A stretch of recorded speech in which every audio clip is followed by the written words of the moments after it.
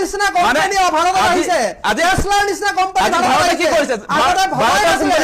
আগতে এইবোৰ কোম্পানী আমেৰিকাৰ টেসলা আছে ভাৰতৰ কি আছে বুজি পাইছে ভাৰতৰ কি আছে এই কথাটো কথা আপুনি কি বনালে মুদিয়ে কি বনালে আপোনালোকে মুদিয়ে কি বনালে মুদিয়ে কি বনালে হেতু কও আপোনালোকে মুদিয়ে কি বনালে মুদিয়ে কি বনালে আকাশ দলে আছে কৃষক মুক্তি সংগ্ৰাম সমিতিৰ সাংগঠনিক সম্পাদক স্বাগতম জনাইছো অনুষ্ঠানৰ মজিয়ালৈ কংকনজ্যোতি গোস্বামী আছে অসম জাতীয় পৰিষদৰ আজিৰ তাৰিখত এগৰাকী জ্যেষ্ঠ মুখপাত্ৰ আৰু চৰ্চিত মুখপাত্ৰ মই অনুষ্ঠানৰ মজিয়ালৈ স্বাগতম জনাইছো প্ৰধানমন্ত্ৰী নৰেন্দ্ৰ মোদীৰ ভাষণৰ কিয় অংশ অকমান শুনোৱাৰ প্ৰাসংগিকতা আছে দৰ্শক মই গতিকে মই ইনন্দ মই শুনাই ল'ব বিচাৰিছো সেই ভাষণটো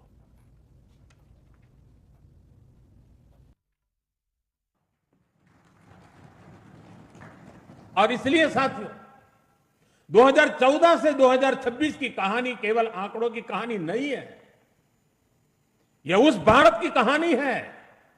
जिसने पहली बार अपनी पूरी क्षमता के साथ दौड़ना शुरू किया है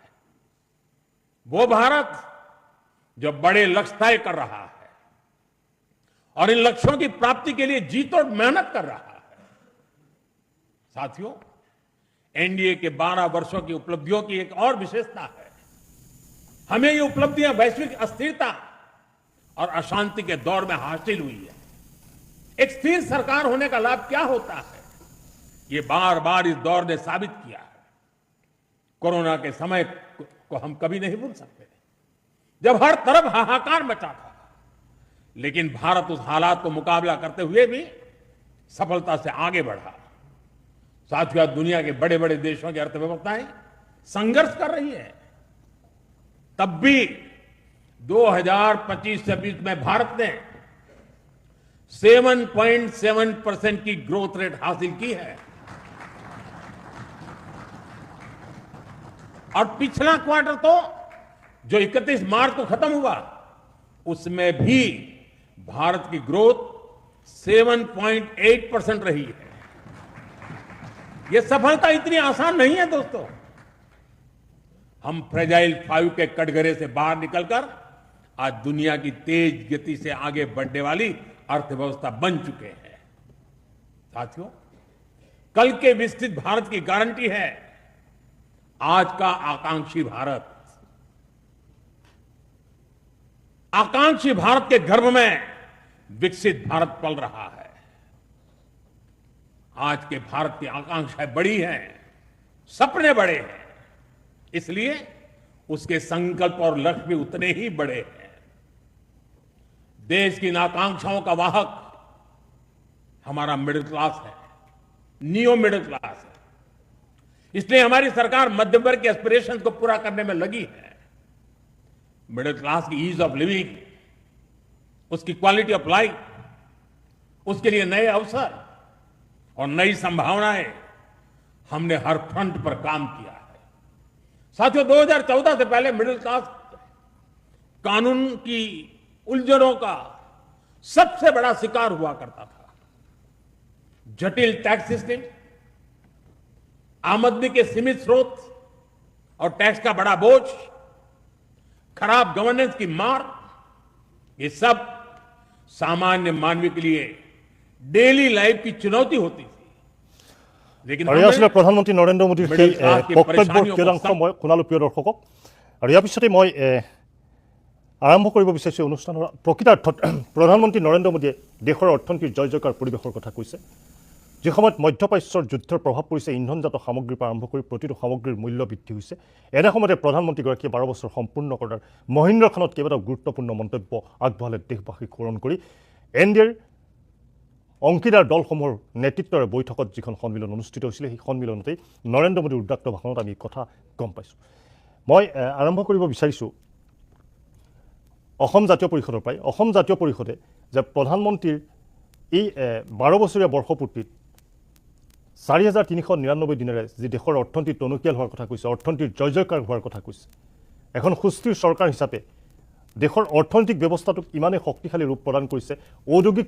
ক্ষেত্ৰৰ পৰা আৰম্ভ কৰি আপুনি যদি চাই সামৰিক নীতি পৰ্যন্ত সকলোতে এক প্ৰকাৰে আজি ভাৰতবৰ্ষ অত্যন্ত অগ্ৰগতিৰে আগবাঢ়িছে বুলি দেশৰ প্ৰধানমন্ত্ৰীগৰাকীয়ে কালিৰ সন্ধিয়াৰ ভাগত কৰিছিল এই মন্তব্য আৰু আজি আমি যদি চাওঁ প্ৰধানমন্ত্ৰীগৰাকীয়ে প্ৰায় 4399 দিন অৰ্থাৎ জৱাহৰলাল নেহৰুক কাৰ্যকালৰ সময়ৰ ক্ষেত্ৰত চোৱা যায় যদি পিছ পেলায় বা চেৰ পেলায় এটা অভিলেখ গঢ়িলে আৰু অভিলেখৰ পিছত কেনেকৈ ভাৰতবাসীক কেনেকৈ এখন ভাৰতবৰ্ষ পাইছিলে কংগ্ৰেছৰ পৰা আৰু তাৰপিছত কেনেকৈ আগবঢ়াই লৈ গ'ল সেই কথা বতৰাখিনি কৈছে গতিকে প্ৰথমটো প্ৰতিক্ৰিয়া মই জাতীয় পৰিষদৰ পৰা ল'ব বিচাৰিছোঁ আৰু মই আকাশ দলৰ পৰা ল'ম কিন্তু প্ৰথমে জাতীয় পৰিষদৰ পৰা ল'ব বিচাৰিছোঁ হয় এতিয়া ইয়াত আপুনি সামৰিক ক্ষেত্ৰ আৰু উদ্যোগিক ক্ষেত্ৰৰ কথা ক'লে গতিকে নৰেন্দ্ৰ মোদীয়ে শাসনভাৰ লৈছিল 2014 চনত আৰু তাৰ পাছত তেখেতে প্ৰথমতে বিমুদ্ৰাকৰণৰ যিটো নীতি সেইটো প্ৰয়োগ কৰে আৰু বিমুদ্ৰাকৰণৰ নীতি প্ৰয়োগ কৰাৰ পাছত তেখেতে জিএছটি নীতিটো প্ৰয়োগ কৰে জিএছটি আচলতে বেয়া নহয় কিন্তু পৰিকল্পনাহীন জিএছটি যথেষ্ট ক্ষতিকাৰক আৰু ভাৰতবৰ্ষৰ কাৰণে সেইটোৱে হ'ল এতিয়া উদ্যোগীকৰণৰ কথা ক'লে আপুনি এতিয়া এই বিমুদ্ৰাকৰণ আৰু জিএছটিৰ যি প্ৰয়োগ হ'ল ভাৰতত ইয়াৰ ফলত কিমান হাজাৰ হাজাৰ কোম্পানী বন্ধ হৈ গ'ল তাৰে হিচাপ আপুনি যদি ইণ্টাৰনেটত আজি চাৰ্চ কৰে আপুনি পাব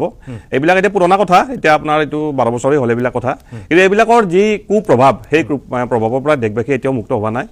আৰু সেইখিনি সময়ত ময়ো এজন ব্যক্তিগত খণ্ডৰ কৰ্মচাৰী আছিলোঁ আৰু সেই কুপ্ৰভাৱৰ ফলত মাধমাৰ খোৱা ব্যক্তিৰ ভিতৰত মই অন্যতম গতিকে এইবিলাকৰ মই একেবাৰে ভুক্তভোগী মই ওচৰৰ পৰা দেখিছোঁ কেনেকৈ ইটোৰ পাছত সিটো কোম্পানী বন্ধ হৈ গৈছিলে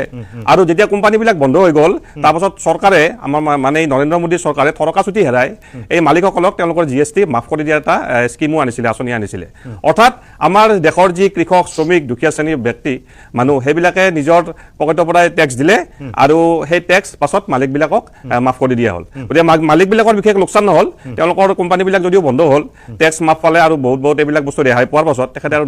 তেখেতসকলে নতুনকৈ কোম্পানী গঠন কৰিলে আৰু আজিও ব্যৱসায় চলাই আছে কিন্তু সেই কৰ্মচাৰীবিলাকৰ কি হ'ল এই যে হাজাৰ হাজাৰ লাখ লাখ কৰ্মচাৰী সেইবিলাকৰ কি হ'ল আজি সেইবিলাকৰ কথা কোনো নকয় কিয় চৰকাৰে সেইবিলাকৰ ব্যৱস্থা কিয় কৰিব নোৱাৰিলে আৰু সেইটো সেইবাৰে নহয় কোভিড কালতো এনেকুৱা বহুত অথন্ত হৈছিলে কৰ্মচাৰীসকলৰ তেওঁলোকে নিজৰ ঘৰলৈকে উভতি আহোঁতে মৃত্যুমুখত পৰিছিলে এইবিলাক কথা আছে আমেৰিকা আৰু ইউৰোপত সেই কৰ্মচাৰীসকলৰ সমগ্ৰ দায়িত্ব চৰকাৰে লৈছিলে কিন্তু ভাৰতত সেইবিলাক ল'ব নোৱাৰিলে এইটো আপোনাক মই উদ্যোগিক খণ্ডৰ কথাটো ক'লোঁ যে উদ্যোগিক খণ্ডটো কেনেকৈ জয়ী হৈ গুচি গ'ল এইখিনি সময়ত আৰু তাৰ পৰা আজিও ভাৰতবাসী পৰিত্ৰাণ পোৱা নাই এই যিবিলাক মানুহৰ চাকৰি বাকৰি গৈছে সেইবিলাকে আজিও ৰাস্তা ঘাটে বাটে পথে ঘূৰি আছে এটা কৰ্মসংস্থানৰ আশাত দুপইচা ইনকাম কৰাৰ উপাৰ্জন কৰাৰ আশাত আৰু এটা কথা মই আপোনাক কৈ দিওঁ ইয়াৰ পাছত এই বিজেপি চৰকাৰে যি পুঁজিপতিৰ লগত কুটিল মিতিলাৰি আৰম্ভ কৰিলে মানে চান্দাৰ লোভত এতিয়া বিজেপি এটা মানে চান্দাজীৱী সংগঠন তেওঁলোকে আজি গোমাংস বেপাৰীৰ পৰাও মাহে 250 কোটি 300 কোটি চান্দা লৈ আছে আৰু মানে বছৰি 250 কোটি 300 কোটি চান্দা লৈ আছে আৰু তেওঁলোকে হিন্দুত্ববাদৰ কথা কয় তেওঁলোকৰ যে হিন্দুত্ববাদ ভেজাল হিন্দুত্ববাদ ইয়াৰ পৰা প্ৰমাণ হয় এইবিলাক বহুত ডাঙৰ বিষয় গতিকে এই যি পুঁজিপতিসকলৰ পৰা তেওঁলোকে চান্দা লৈ আছে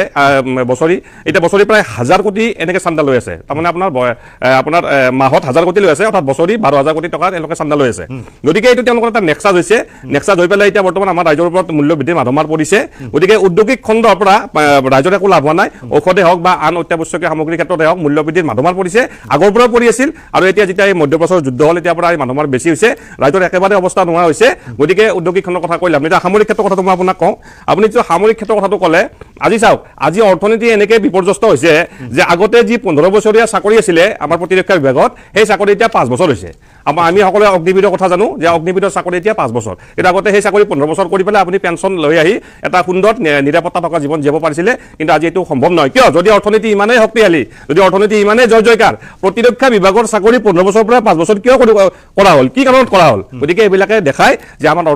অৰ্থব্যৱস্থাৰ একেবাৰেই অৰ্থনৈতিক অৱস্থাৰ একেবাৰে অৱস্থা নাই একদম জয়ী হৈ গৈছে আৰু এটা কথা মই শেষত কৈ দিওঁ যে এখেতেই মাত্ৰ আমাৰ প্ৰধানমন্ত্ৰী নৰেন্দ্ৰ মোদীয়ে ক'লে যে মানে অৰ্থনীতি জয়কাৰ যদি অৰ্থনীতি জয়কাৰ আছিলে তেতিয়া যোৱাবাৰ নিৰ্বাচনত তেখেতে গৈ ৰাইজৰ আগত কিয় এনেকৈ ক'লে যে যদি কংগ্ৰেছৰ চৰকাৰ আহে অৰ্থাৎ বিৰোধী চৰকাৰ আহে মুছলমানে আহি মংগল সূত্ৰ কাঢ়ি লৈ যাব মুছলমানে আহি ঘৰৰ পৰাই গৰু মহ কাঢ়ি লৈ যাব এনেকৈ কিয় ক'ব লগা হ'ল এয়াই হৈছে এওঁলোকৰ ভেজাল হিন্দুত্ববাদ গতিকে কৌশিক পাল কালিৰ দিনটোৰ গোটেই পৰিৱেশ আৰু আজিৰ দিনটোৰ আপোনালোকৰ কেন্দ্ৰীয় মন্ত্ৰী পৰ্যন্ত আহিছে ৰেলী পৰ্যন্ত কৰিছে প্ৰগতি যাত্ৰা পৰ্যন্ত কৰিছে গতিকে কৌশিক পাল আপোনাৰ মই এটা মন্তব্য ল'ব বিচাৰিছোঁ যে নৰেন্দ্ৰ মোদীয়ে দেশৰ অৰ্থনীতিক কংগ্ৰেছৰ তুলনাত কিমান দূৰ আগবঢ়াই লৈ গ'ল চাওক কিছুমান সৰু সৰু বস্তু আমি আমাৰ চকুৰ সন্মুখত দেখি আছোঁ আজি 2014 চনত যেতিয়া মাননীয় প্ৰধানমন্ত্ৰী নৰেন্দ্ৰ মোদী ডাঙৰীয়া আহিছিলে মই সৰু কিছুমান কথা কৈছোঁ যেনেকুৱা আপোনাৰ এতিয়া GDP কথা ক'ব যদি যাওঁ তেতিয়াহ'লে বহুখিনি কথা আহি পৰিব কিন্তু সেইটো আমি নোকোৱাকৈ থাকিব নোৱাৰোঁ আজি 2014 চনত আমাৰ GDP কিমান আছিলে আমি কেতিয়াও 4 বা 4.5ৰ ওপৰত আমি আগবাঢ়ি যাব পৰা নাছিলোঁ তাৰ সেই সময়ত আমাৰ দেশৰ অৰ্থনীতি বিশ্বত কিমান নম্বৰ স্থানত আছিলে আমি যদি চাওঁ 8ম বা 9ম স্থানত আছিলে আজিৰ দিনত মাননীয় প্ৰধানমন্ত্ৰী নৰেন্দ্ৰ মোদী ডাঙৰীয়াৰ নেতৃত্বত ভাৰতবৰ্ষই বিশ্বত 3য় সৰ্ববৃহৎ অৰ্থনীতি হিচাপে মূৰ দাঙি উঠিছে এইটোতো মই কোৱা বা বিজেপি দলে কোৱা কথা নহয় এইটো আপোনাৰ as per report facts and ফিগাৰত এই তথ্যটো আহিছে যে সমগ্ৰ বিশ্বত আজি ভাৰতৰ অৰ্থনৈতিক ক্ষেত্ৰত কিমান মজবুত স্থিতিত উপনীত হৈছে। গতিকে এইবোৰ কথা শুনাৰ পিছত আজি আমি যদি চাওঁ, আপুনি অকণমান আগতে ডিফেন্সৰ কথা ক'লে, আমি পুৰণা আপুনি যিমান হিষ্ট্ৰী চাই 2014 চনত মাননীয় প্ৰধানমন্ত্ৰী নৰেন্দ্ৰ মোদী অহাৰ আগতে আমি সদায় ডিফেন্স ইকুইপমেণ্টছ আমি ইম্পৰ্টিং কাণ্ট্ৰি আছিলোঁ, আমি সদায় ইম্পৰ্ট কৰিছিলোঁ। কিন্তু মাননীয় প্ৰধানমন্ত্ৰীৰ যি মেক ইন ইণ্ডিয়া প্ৰচেছ, সেই make in India processor through the আমি ডিফেন্স ছেগমেণ্টৰ আজি আমি গৌৰৱেৰে ক'ব পাৰোঁ যে আমি এক্সপৰ্টিং কাণ্ট্ৰি হিচাপত আমি বিশ্বত নিজৰ স্থান আগুৱাই নিছোঁ। আজি আমি প্ৰায় 25,000 কোটি টকাৰ ডিফেন্সৰ আমি ইকুইপমেণ্টছ আমি অন্য দেশলৈ আমি ৰপ্তানি কৰিছোঁ। লগতে আজি যদি আপুনি চাই আমাৰ দেশত যি মেক ইন ইণ্ডিয়া যিটো সূচনা কৰিলে মাননীয় প্ৰধানমন্ত্ৰী নৰেন্দ্ৰ মোদী ডাঙৰীয়াই, তাৰ ফলত যিসমূহ ডিফেন্সৰ ইকুইপমেণ্ট আজি ব্ৰহ্মছকে আদি কৰি আন যিসমূহ আছে, আপুনি যদি বিশ্বৰ বজাৰত তাক চাই তাৰ ডিমাণ্ড কিন্তু একেবাৰে অন্যতম এক উচ্চ স্থানত আছে। গতিকে এনেকুৱা ধৰণৰ কথাবোৰ আমি যদি চাওঁ, আজি MSME, আগতে MSMEটো কেৱল নামত আছিলে আৰু আপোনাৰ মানে কিতাপে পত্ৰে আমি দেখিবলৈ শুনিবলৈ পাইছিলোঁ পেপাৰত। MSMEৰ ক্ষেত্ৰত যেতিয়া অলপমান আগতে আমাৰ এগৰাকী বক্তাই ক'লে যে হেৰিৰ সময়ত বিমুদ্ৰাকৰণৰ সময়ত তেওঁলোকে একেবাৰে জহি হৈ গৈছে, কিন্তু মই সেই MSME ছেগমেণ্টৰ ক্ষেত্ৰতে মাননীয় প্ৰধানমন্ত্ৰী ডাঙৰীয়াই যি ধৰণে এই MSMEক বুষ্ট আপ কৰিছে, যি ধৰণে তেওঁলোকক ছাপৰ্ট কৰিছে, আজি আমাৰ ভাৰতবৰ্ষৰ টোটেল GDPৰ 31% এই MSME ছেগমেণ্টে কণ্ট্ৰিবিউট কৰে। গতিকে এইসমূহ বস্তুটো আমি আমাৰ চকুৰ সন্মুখত দেখা বস্তু বিৰোধী নেদেখিলে, এইসমূহ বস্তুটো তেওঁলোকে দেখিছে নে নাই মই নাজানো, হয়তো দেখিও নক'ব পাৰে বা নেদেখিব পাৰে, সেইটো তেওঁলোকৰ বিষয়, কিন্তু ৰাইজে দেখি আছে। আমাৰ কথাটো হ'ল চাওক, আজি বিৰোধীয়ে কি দেখিছে, কংগ্ৰেছে কি দেখিছে বা আমাৰ AJPয়ে কি দেখিছে, সেইটো আমাৰ লুকআউট নহয়। আমি কৰ্ম কাৰ কাৰণে কৰিছোঁ, আমি দেশৰ জনতাৰ কাৰণে কৰিছোঁ, জনাৰ্দনৰ কাৰণে কৰিছোঁ, আমি ভাৰতবৰ্ষৰ 140 কোটি জনতাৰ কাৰণে কাম কৰি আছোঁ। মাননীয় প্ৰধানমন্ত্ৰীয়ে দেশৰ প্ৰধান সেৱক হিচাপে, আপুনি চাগে জানে ইতিমধ্যে, ভাৰতবৰ্ষৰ ৰাইজেও জানে যে তেওঁ যেতিয়াৰ পৰা এই দায়িত্ব লৈছিলে প্ৰধান সেৱকৰ, আজিলৈকে এটা দিনো তেওঁ ছুটি লোৱা নাই, এদিনো তেওঁ ছুটি নোলোৱাকৈ বিৰামবিহীনভাৱে তেওঁ কাম কৰি গৈছে। আৰু ভাৰতবৰ্ষক বিশ্বগুৰুৰ আসনলৈকে নিয়াৰ কাৰণে তেওঁৰ যিটো প্ৰচেষ্টা, তাত তেওঁ দিনে নিশাই অহৰ্নিশে তেওঁ কাম কৰি গৈছে। গতিকে এই বস্তুবোৰ আমি ক'ব নালাগে, আজি ভাৰতবৰ্ষৰ ৰাইজে জনতাই দেখিছে কাৰণে আমাক আজি মাননীয় প্ৰধানমন্ত্ৰী ডাঙৰীয়া, আপুনি অকণমান আগতে ক'লে যে ইলেক্টেড প্ৰাইম মিনিষ্টাৰ সৰ্বকালৰ মানে দিনৰ কাৰণে মানে সকলোতকৈ বেছি দিনৰ কাৰণে তেওঁ হ'ল, কাৰ্যকাল তেওঁৰ সম্পূৰ্ণ হৈছে আৰু বহু বছৰ তেওঁৰ আছে বাকী এতিয়াও। গতিকে যদি ভাৰতৰ জনতাই, ভাৰতৰ ৰাইজে যদি আশীৰ্বাদ নকৰিলে হয়, এইটো সম্ভৱ আছিল জানো? সম্ভৱ আছিল। ঠিক আছে কৌশিক, মই আকাশ দলৰ মন্তব্যটো ল'লোঁ। আকাশ দলে কি দেখিলে? মই মাত্ৰ 3 মিনিটছ ৰিমাৰ্কছ পইণ্টছ মানে কি দেখিলোঁ আৰু আমি এই আচলতে নৰেন্দ্ৰ মোদীৰ যিটো দীঘলীয়া কাৰ্যকাল পালোঁ, সেই কাৰ্যকালত মানে ফাঁকিবাজ কিছুমান কথা পালোঁ, মিছা কথাৰে তেওঁ চলালে ইমান দিন আচলতে। আৰু যিটো কথা কোৱা হৈছে যে GDPৰ ক্ষেত্ৰত মানে সাংঘাতিক ধৰণৰ গ্ৰোথ হৈছে বুলি যে কৈছে 7.8, সেই 7.8টো মানে কি, সেইটো যদি আপোনালোকে ভালকৈ চাই তেতিয়া দেখিবলৈ পাব। নৰেন্দ্ৰ মোদীৰ টাৰ্গেটটো হৈছে আদানী আৰু আম্বানীক বিশ্বৰ আচলতে আটাইতকৈ বেছি ধনী ব্যক্তি হিচাপে প্ৰতিষ্ঠা কৰা। আমাৰ মানুহৰ হাতত, আমাৰ সাধাৰণ মানুহৰ হাতত, ভাৰতৰ জনতাৰ হাতত কিন্তু আপোনাৰ কোনো ধৰণৰ আয় নাই, জনমূৰি আয়। আপুনি GDPৰ ক্ষেত্ৰত যদি চাই, পাৰ কেপিটা ইনকাম যদি আপুনি আজি চাই, তুলনা যদি কৰি চাই, তেতিয়া তাৰ বিৰুদ্ধে আপুনি গোটেইবিলাক দেখিবলৈ পাব। আজিৰ দিনটো যদি তেওঁলোকে কৈছে চতুৰ্থ অৰ্থনীতিৰ দেশ হিচাপে ভাৰত আহিছে, এই সময়ছোৱাত আচলতে তৃতীয় অৰ্থনীতিৰ বিকাশ আহিব বুলি কৈছে, তৃতীয় অৰ্থনীতিলৈ গতি কৰিছে বুলি কোৱা হৈছে। কিন্তু আজিৰ তাৰিখত সেইটো নতুন মই আজি চাৰ্চ কৰি চাইছোঁ, আজি আচলতে 6th largest economy world wide যদি আপুনি চাই ভাৰত, কিন্তু আপোনাৰ এইটো 3rd লাৰ্জেষ্ট ইকনমি অলপ দিনৰ আগতে এইটো গ্ৰোথ হ'ব বুলি কোৱা হৈছিলে। ইয়াৰ পাছত আপোনালোকে দেখিছে এই মাজতে এই এমাহৰ ভিতৰত বহুত উত্থান পতন ভাৰতত হৈছে। ইয়াত বহুত বিনিয়োগকাৰীয়ে আপোনালোকে দেখিছে যে আপোনাৰ নিজৰ বিনিয়োগ FDI যিবিলাক আচলতে ফৰেইন ডিৰেক্ট ইনভেষ্টমেণ্ট কৰিছিলে, যিবিলাক বিভিন্ন ছেক্টৰত ইনভেষ্ট কৰা যিবিলাক অৰ্থনীতিবিদ বা যিবিলাক আচলতে ইণ্ডাষ্ট্ৰিয়েলিষ্ট, তেওঁলোকে নিজৰ আচলতে বিনিয়োগ উঠাই লৈ গৈছে। সেইবিলাক কথাটো আমি দেখি আছোঁ। আৰু শেহতীয়া যিটো ৰিপৰ্ট আহিছে, IMFৰ যিটো আপোনাৰ ৰিপৰ্ট আহিছে, তাত আমি দেখিছোঁ যে বৰ্তমান সময়ত যদিও কৈ থকা হৈছে যে চতুৰ্থ অৰ্থনীতিৰ দেশ ভাৰত, এই সময়ছোৱাত আমি যদি তুলনা কৰি চাওঁ, তেতিয়া বিশ্বৰ কিন্তু আপোনাৰ আৰ্থিক সংকটৰ ক্ষেত্ৰত যদি চাই, তেনেহ'লে দেখিব 141 স্থানত ভাৰত আছে। ৰাইজৰ 141 স্থানত ভাৰত। IMFৰ যিটো ৰিপৰ্ট আপোনাৰ এই ৰিচেণ্টলি যিটো এই মাহৰ ৰিপৰ্টে কৈ আছোঁ মই, আপোনাৰ এই মে' মাহৰ ৰিপৰ্টৰ কথা কৈ আছোঁ যে আপোনাৰ 141 নম্বৰ স্থানতহে ভাৰতবৰ্ষ আছে বিশ্বৰ। যদি তাৰ পাছত আপোনালোকে যদি তুলনা কৰি চাই, সেই কথাটো যে আমি উলিয়াই পেলালোঁ এতিয়া যদি চাই, এতিয়া আপোনাৰ জাপানক ক্ৰছ কৰিলে বুলি যে কৈছে, ভাৰতে জাপানক ক্ৰছ কৰি এতিয়া আচলতে 4 নম্বৰ স্থানত আহিলে বুলি যে কৈছে। আপুনি জাপানত যদি চাই, পাৰ কেপিটা ইনকাম যদি চাই, জাপানৰ প্ৰতিগৰাকী মানুহৰ আপোনাৰ গড় জনমূৰি আয়টো হ'ব আপোনাৰ 29 লাখ টকা, জাপানৰ 29 লাখ টকা, ভাৰতৰ আপোনাৰ 2,69,000 টকা। 29 লাখ টকাটো ক'ত 69,000 আপোনাৰ 2,69,000 ক'ত কিমান ডিফাৰেন্স আপোনালোকে নিশ্চয় নিজে বুজি পাইছে এতিয়া জাপানৰ আকৌ এবাৰ ৰিপিট কৰিছো জাপানৰ আপোনাৰ 29 লাখ টকা ভাৰতৰ 2 লাখ আপোনাৰ 69,000 টকা আৰু আপোনাৰ আমেৰিকাৰ যদি চাই তেতিয়া হলে আপোনাৰ তেওঁলোকৰ জনমূৰি পাৰ কেপিটা ইনকাম আপোনাৰ 70 লাখ 75 লাখ মানে 75 লাখ আৰু আপোনাৰ ব্ৰিটেইনৰ যদি চাই তেতিয়া হলে আপুনি দেখিব তাত 45 লাখ কানাডাৰ 46 লাখ আৰু আপোনাৰ চাইনাৰ যদি চাই চাইনাৰ আপোনাৰ 12 লাখ আপোনাৰ ভূটানটোতো আপোনাৰ আমাৰ একবাৰ ওচৰ চুবুৰীয়া নহয় জানো ভূটানৰ আপোনাৰ 3 লাখ আপোনাৰ 16,000 আমাৰ শ্ৰীলংকা যেটো বিধ্বস্ত হৈ গৈছিল শ্ৰীলংকাৰো আপোনাৰ 3,67,000 আপোনাৰ ভাৰতৰ কিমান আছিল 2,69,000 আপোনাৰ শ্ৰীলংকাৰ তাতকৈ বেছি ভাল হৈ আছে পাৰ কেপিটা ইনকামৰ মানে শ্ৰীলংকা বিধ্বস্ত হোৱাৰ পাছতো তেওঁলোকৰ কিন্তু আমাৰ জনতাৰ কথা কয় জনমূৰি আয়ৰ ক্ষেত্ৰত আমাতকেও তেওঁলোকৰ প্ৰদৰ্শন আজিৰ দিনটোতো ভাল আপোনাৰ ভূটান আৰু আপোনাৰ শ্ৰীলংকাৰ গতিকে এই কথা বতৰাবিলাক আপোনাৰ এইবিলাকতো IMF ৰ ৰিপৰ্ট মই কৈ আছো মই নিজে সাজি কোৱা নাই কথাবিলাক গতিকে এই ক্ষেত্ৰত আপোনালোকে চাব পাৰে যে এইটো যেটো গ্ৰোথ দেখুৱা হৈছে সেইটো মূল কথাটো হৈছে যে আপোনাৰ আদানী আৰু আম্বানী এই দুটা মানুহক আসলে ওয়াৰ্ল্ডৰ ৰিচেষ্ট ব্যক্তি হিচাপে এস্টাব্লিশ কৰাৰ ক্ষেত্ৰত সফল হৈছে মোদী তাৰ পাছত আমি দেখিছো যে ফৰেন যেটো ইনভেষ্টমেন্ট আহিছিলে এই আদানী আৰু আম্বানীৰ কাৰণে আজি ইনভেষ্টমেন্ট কৰিব পৰা নাই সেইবিলাকো আমি বিভিন্ন আপোনাৰ হেৰিত আলোচনীত আমি পঢ়িছো গতিকে এই মুহূৰ্তত যেটো কথা কোৱা হৈছে যি ধৰণৰ আসলতে কথাৰ ফুলজাৰি প্ৰধানমন্ত্ৰী গৰাকীয়ে যোৱাকালি আমি দেখিছো তেওঁ জনতা সম্বোধি যিবিলাক ভাষণ দিছে সেইবিলাক প্ৰেক্টিকেল ফিল্ডত নাই আপোনাৰ পাবলৈ নাই আৰু সমান্তৰালভাৱে অসমৰ ক্ষেত্ৰতো আৰু বেয়া আমাৰ যেটো এইটো অৰ্থনৈতিক কথা অৰ্থনৈতিক আমাৰ যে দক্ষ মুখ্যমন্ত্ৰী আছে সেইটো উদাহৰণ এটা দিব লাগিব উদাহৰণ এটা মই দিব লাগিব ভাৰতৰ পাৰ কেপিটা ইনকামতকৈ আমাৰ কিন্তু ষ্টেট আমাৰ আপোনাৰ জিএসডিপি যেটো আছে সেইটো কিন্তু বহুত তলত আছে সেই ফিগাৰটো লৈ আহিম আমি নিশ্চয় নেক্সট পইণ্টত আহিম সাইদুল ইছলাম এগৰাকী বিশ্লেষক হিচাপে আছে গতিকে আজিৰ প্ৰেক্ষাপটত যদি আমি চাওঁ যে প্ৰধানমন্ত্ৰী মোদীৰ 12 বছৰীয়া অভিলেখ কাৰ্যকালৰ আৰু জৱাহৰলাল নেহৰুক এক প্ৰকাৰে যথেষ্ট দিনৰে পিছ পেলাই এটা দিন পিছ পেলাই এক প্ৰকাৰে নতুন এটা ইতিহাস ৰচনা কৰিলে এতিয়া প্ৰশ্নটো হৈছে যে কংগ্ৰেছৰ দিনৰ অৰ্থনীতি আৰু ভাৰতবৰ্ষৰ যিগৰাকী বৰ্তমানৰ প্ৰধানমন্ত্ৰী অৰ্থাৎ নৰেন্দ্ৰ মোদীৰ নেতৃত্বৰ যিখন ভাৰত আপুনি কি দেখিছে ডিফাৰেন্সটো কি দেখিলে মূল কথাটো যদি আমি নেহৰুৰ কথা কওঁ যে নেহৰু মই ভাবো যে নেহৰুৰ বিষয়টো সম্পূৰ্ণ বেলেগ নেহৰুৱে যেতিয়া ভাৰতখন পাইছিল সেইখন নতুন ভাৰত আছিল আৰু মই ভাবো নেহৰুক মই এই ধৰণে চাব খোজো যে এগৰাকী প্ৰসূতিৰ পেটৰ পৰা যদি এটা সন্তান জন্ম পায় সেই সন্তানগৰাকীক এগৰাকী ভাল নাৰ্ছৰ প্ৰয়োজন আৰু সেই নাৰ্ছগৰাকী যদি প্ৰয়োজন আছিল মই ভাবো নেহৰুৱে সেই নাৰ্ছিং কৰা কাৰবাৰটোত একেবাৰে সিদ্ধহস্ত কৰি ভাল নাৰ্ছ আছিল সেই সময়ত তেওঁ সেই কামটো কৰিব পাৰিছিল আৰু নেহৰুক লৈ পেলাই বিভিন্ন কথা শিকিব পাৰে কিন্তু নেহৰুৱে দেশৰ যিটো পৰিকাঠামো সেই নিৰ্মাণৰ ক্ষেত্ৰত সেই সময়তে কিন্তু কিছুমান পদক্ষেপ আছে যিটো পদক্ষেপ সেই সময়ত সাধাৰণ মানুহে কল্পনা কৰাৰ বাহিৰত আছিল গতিকে নেহৰুৰ লগত এই গোটেই দুটা এৰা নেহৰু এৰাটো বেলেগ এৰা আৰু মোদী এৰাটো বেলেগ গতিকে এই কথাটো আমি একেলগ কৰিব নোৱাৰো আৰু নেহৰু কেতিয়াও কম্পেয়াৰ নহ'ব নহয় আৰু নেহৰুৰ সময়ত ভোটাৰৰ সংখ্যাটো যিমান আছিল তাতকৈ 3-4 গুণ বেছি ভোটাৰৰ সংখ্যা আজি দেশত আছে গতিকে সম্পূৰ্ণ দুটা বেলেগ পৰিৱেশ দুটা বেলেগ ব্যৱস্থা গতিকে আমি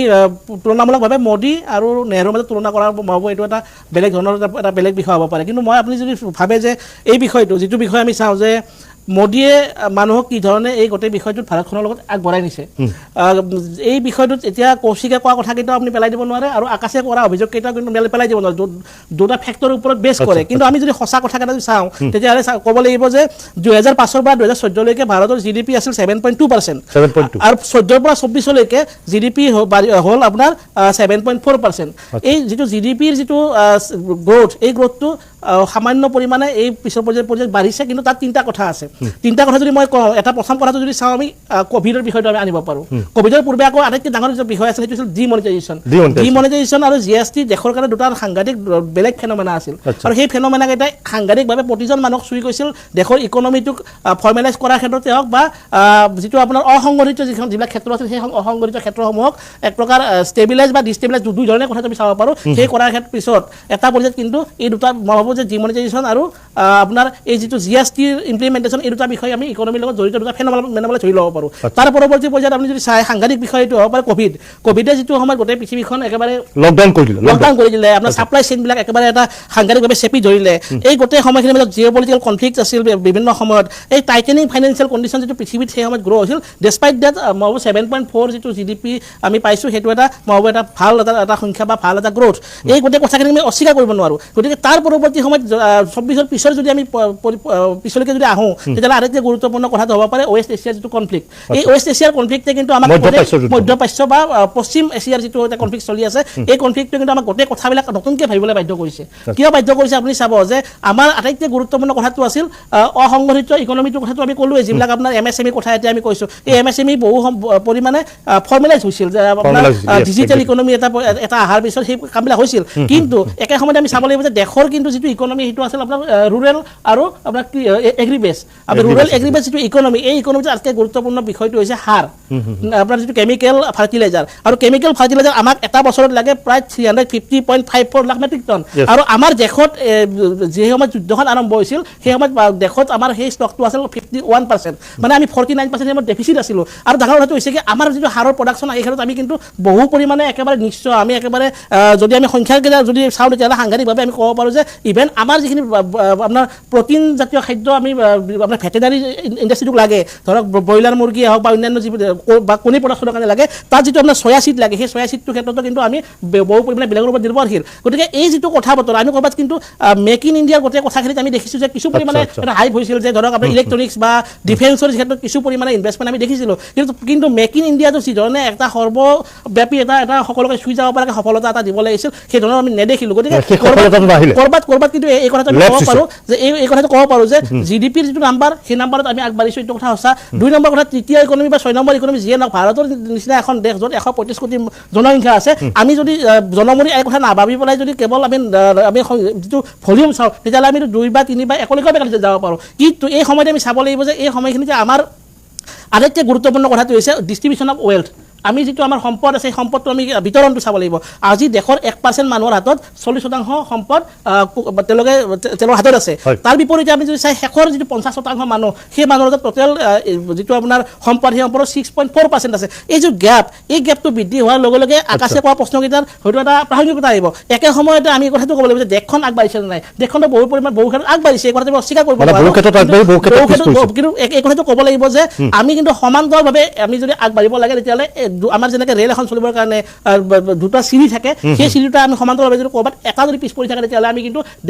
আগবাঢ়ি যাব নোৱাৰোঁ ঠিক তেনেকৈ দেশৰ ক্ষেত্ৰত বিভিন্ন আমি সংখ্যা যদি চাওঁ সেই পৰিসংখ্যাবিলাক কিন্তু আগবাঢ়িছে এইটো অস্বীকাৰ কৰিব নোৱাৰোঁ কিন্তু ক'ৰবাত এই ডিষ্ট্ৰিবিউশ্যন অফ ৱেল্থৰ ক্ষেত্ৰত যিটো আপোনাৰ এটা সাংঘাতিকভাৱে গেপ আহিছে সেই গেপটো এটা হিষ্টৰিকেল পিকলৈকে গৈছে নেকি এই বিষয়টো আমি চাব লাগিব কিন্তু এটা কথা ক'ব পাৰোঁ যে ভাৰতৰ নিচিনা এখন দেশত ইমান ডাঙৰ এটা সংখ্যা য'ত প্ৰায় 80% মানুহক আমি ফ্ৰী চাউল দিব লাগে তেনেকুৱা দেশত কিন্তু ইকনমি এটা কিন্তু এই ধৰণে ছাষ্টেইন কৰি ৰাখিবৰ কাৰণে যিটো ধৰণৰ এটা আমাৰ ইকনমিক এটা আমাৰ কাম কাজ এটা হ'ব লাগিছিল সেই ধৰণৰ কাম কাজ কিন্তু আমি এক পৰ্যায়ত কিছু পৰিমাণে কৰিব পাৰিছোঁ যদিও মই যিটো সাৰৰ সংখ্যাৰ কথা সাৰৰ যিটো নিডৰ কথা ক'লোঁ সেই ধৰণৰ কথা বতৰা কিন্তু আমি চাব পাৰোঁ যে সাৰটো যিটো আটাইতকৈ বেছিক নিড মানুহৰ কাৰণে সেই নিডটো কিন্তু এটা অত্যন্ত গুৰুত্বপূৰ্ণ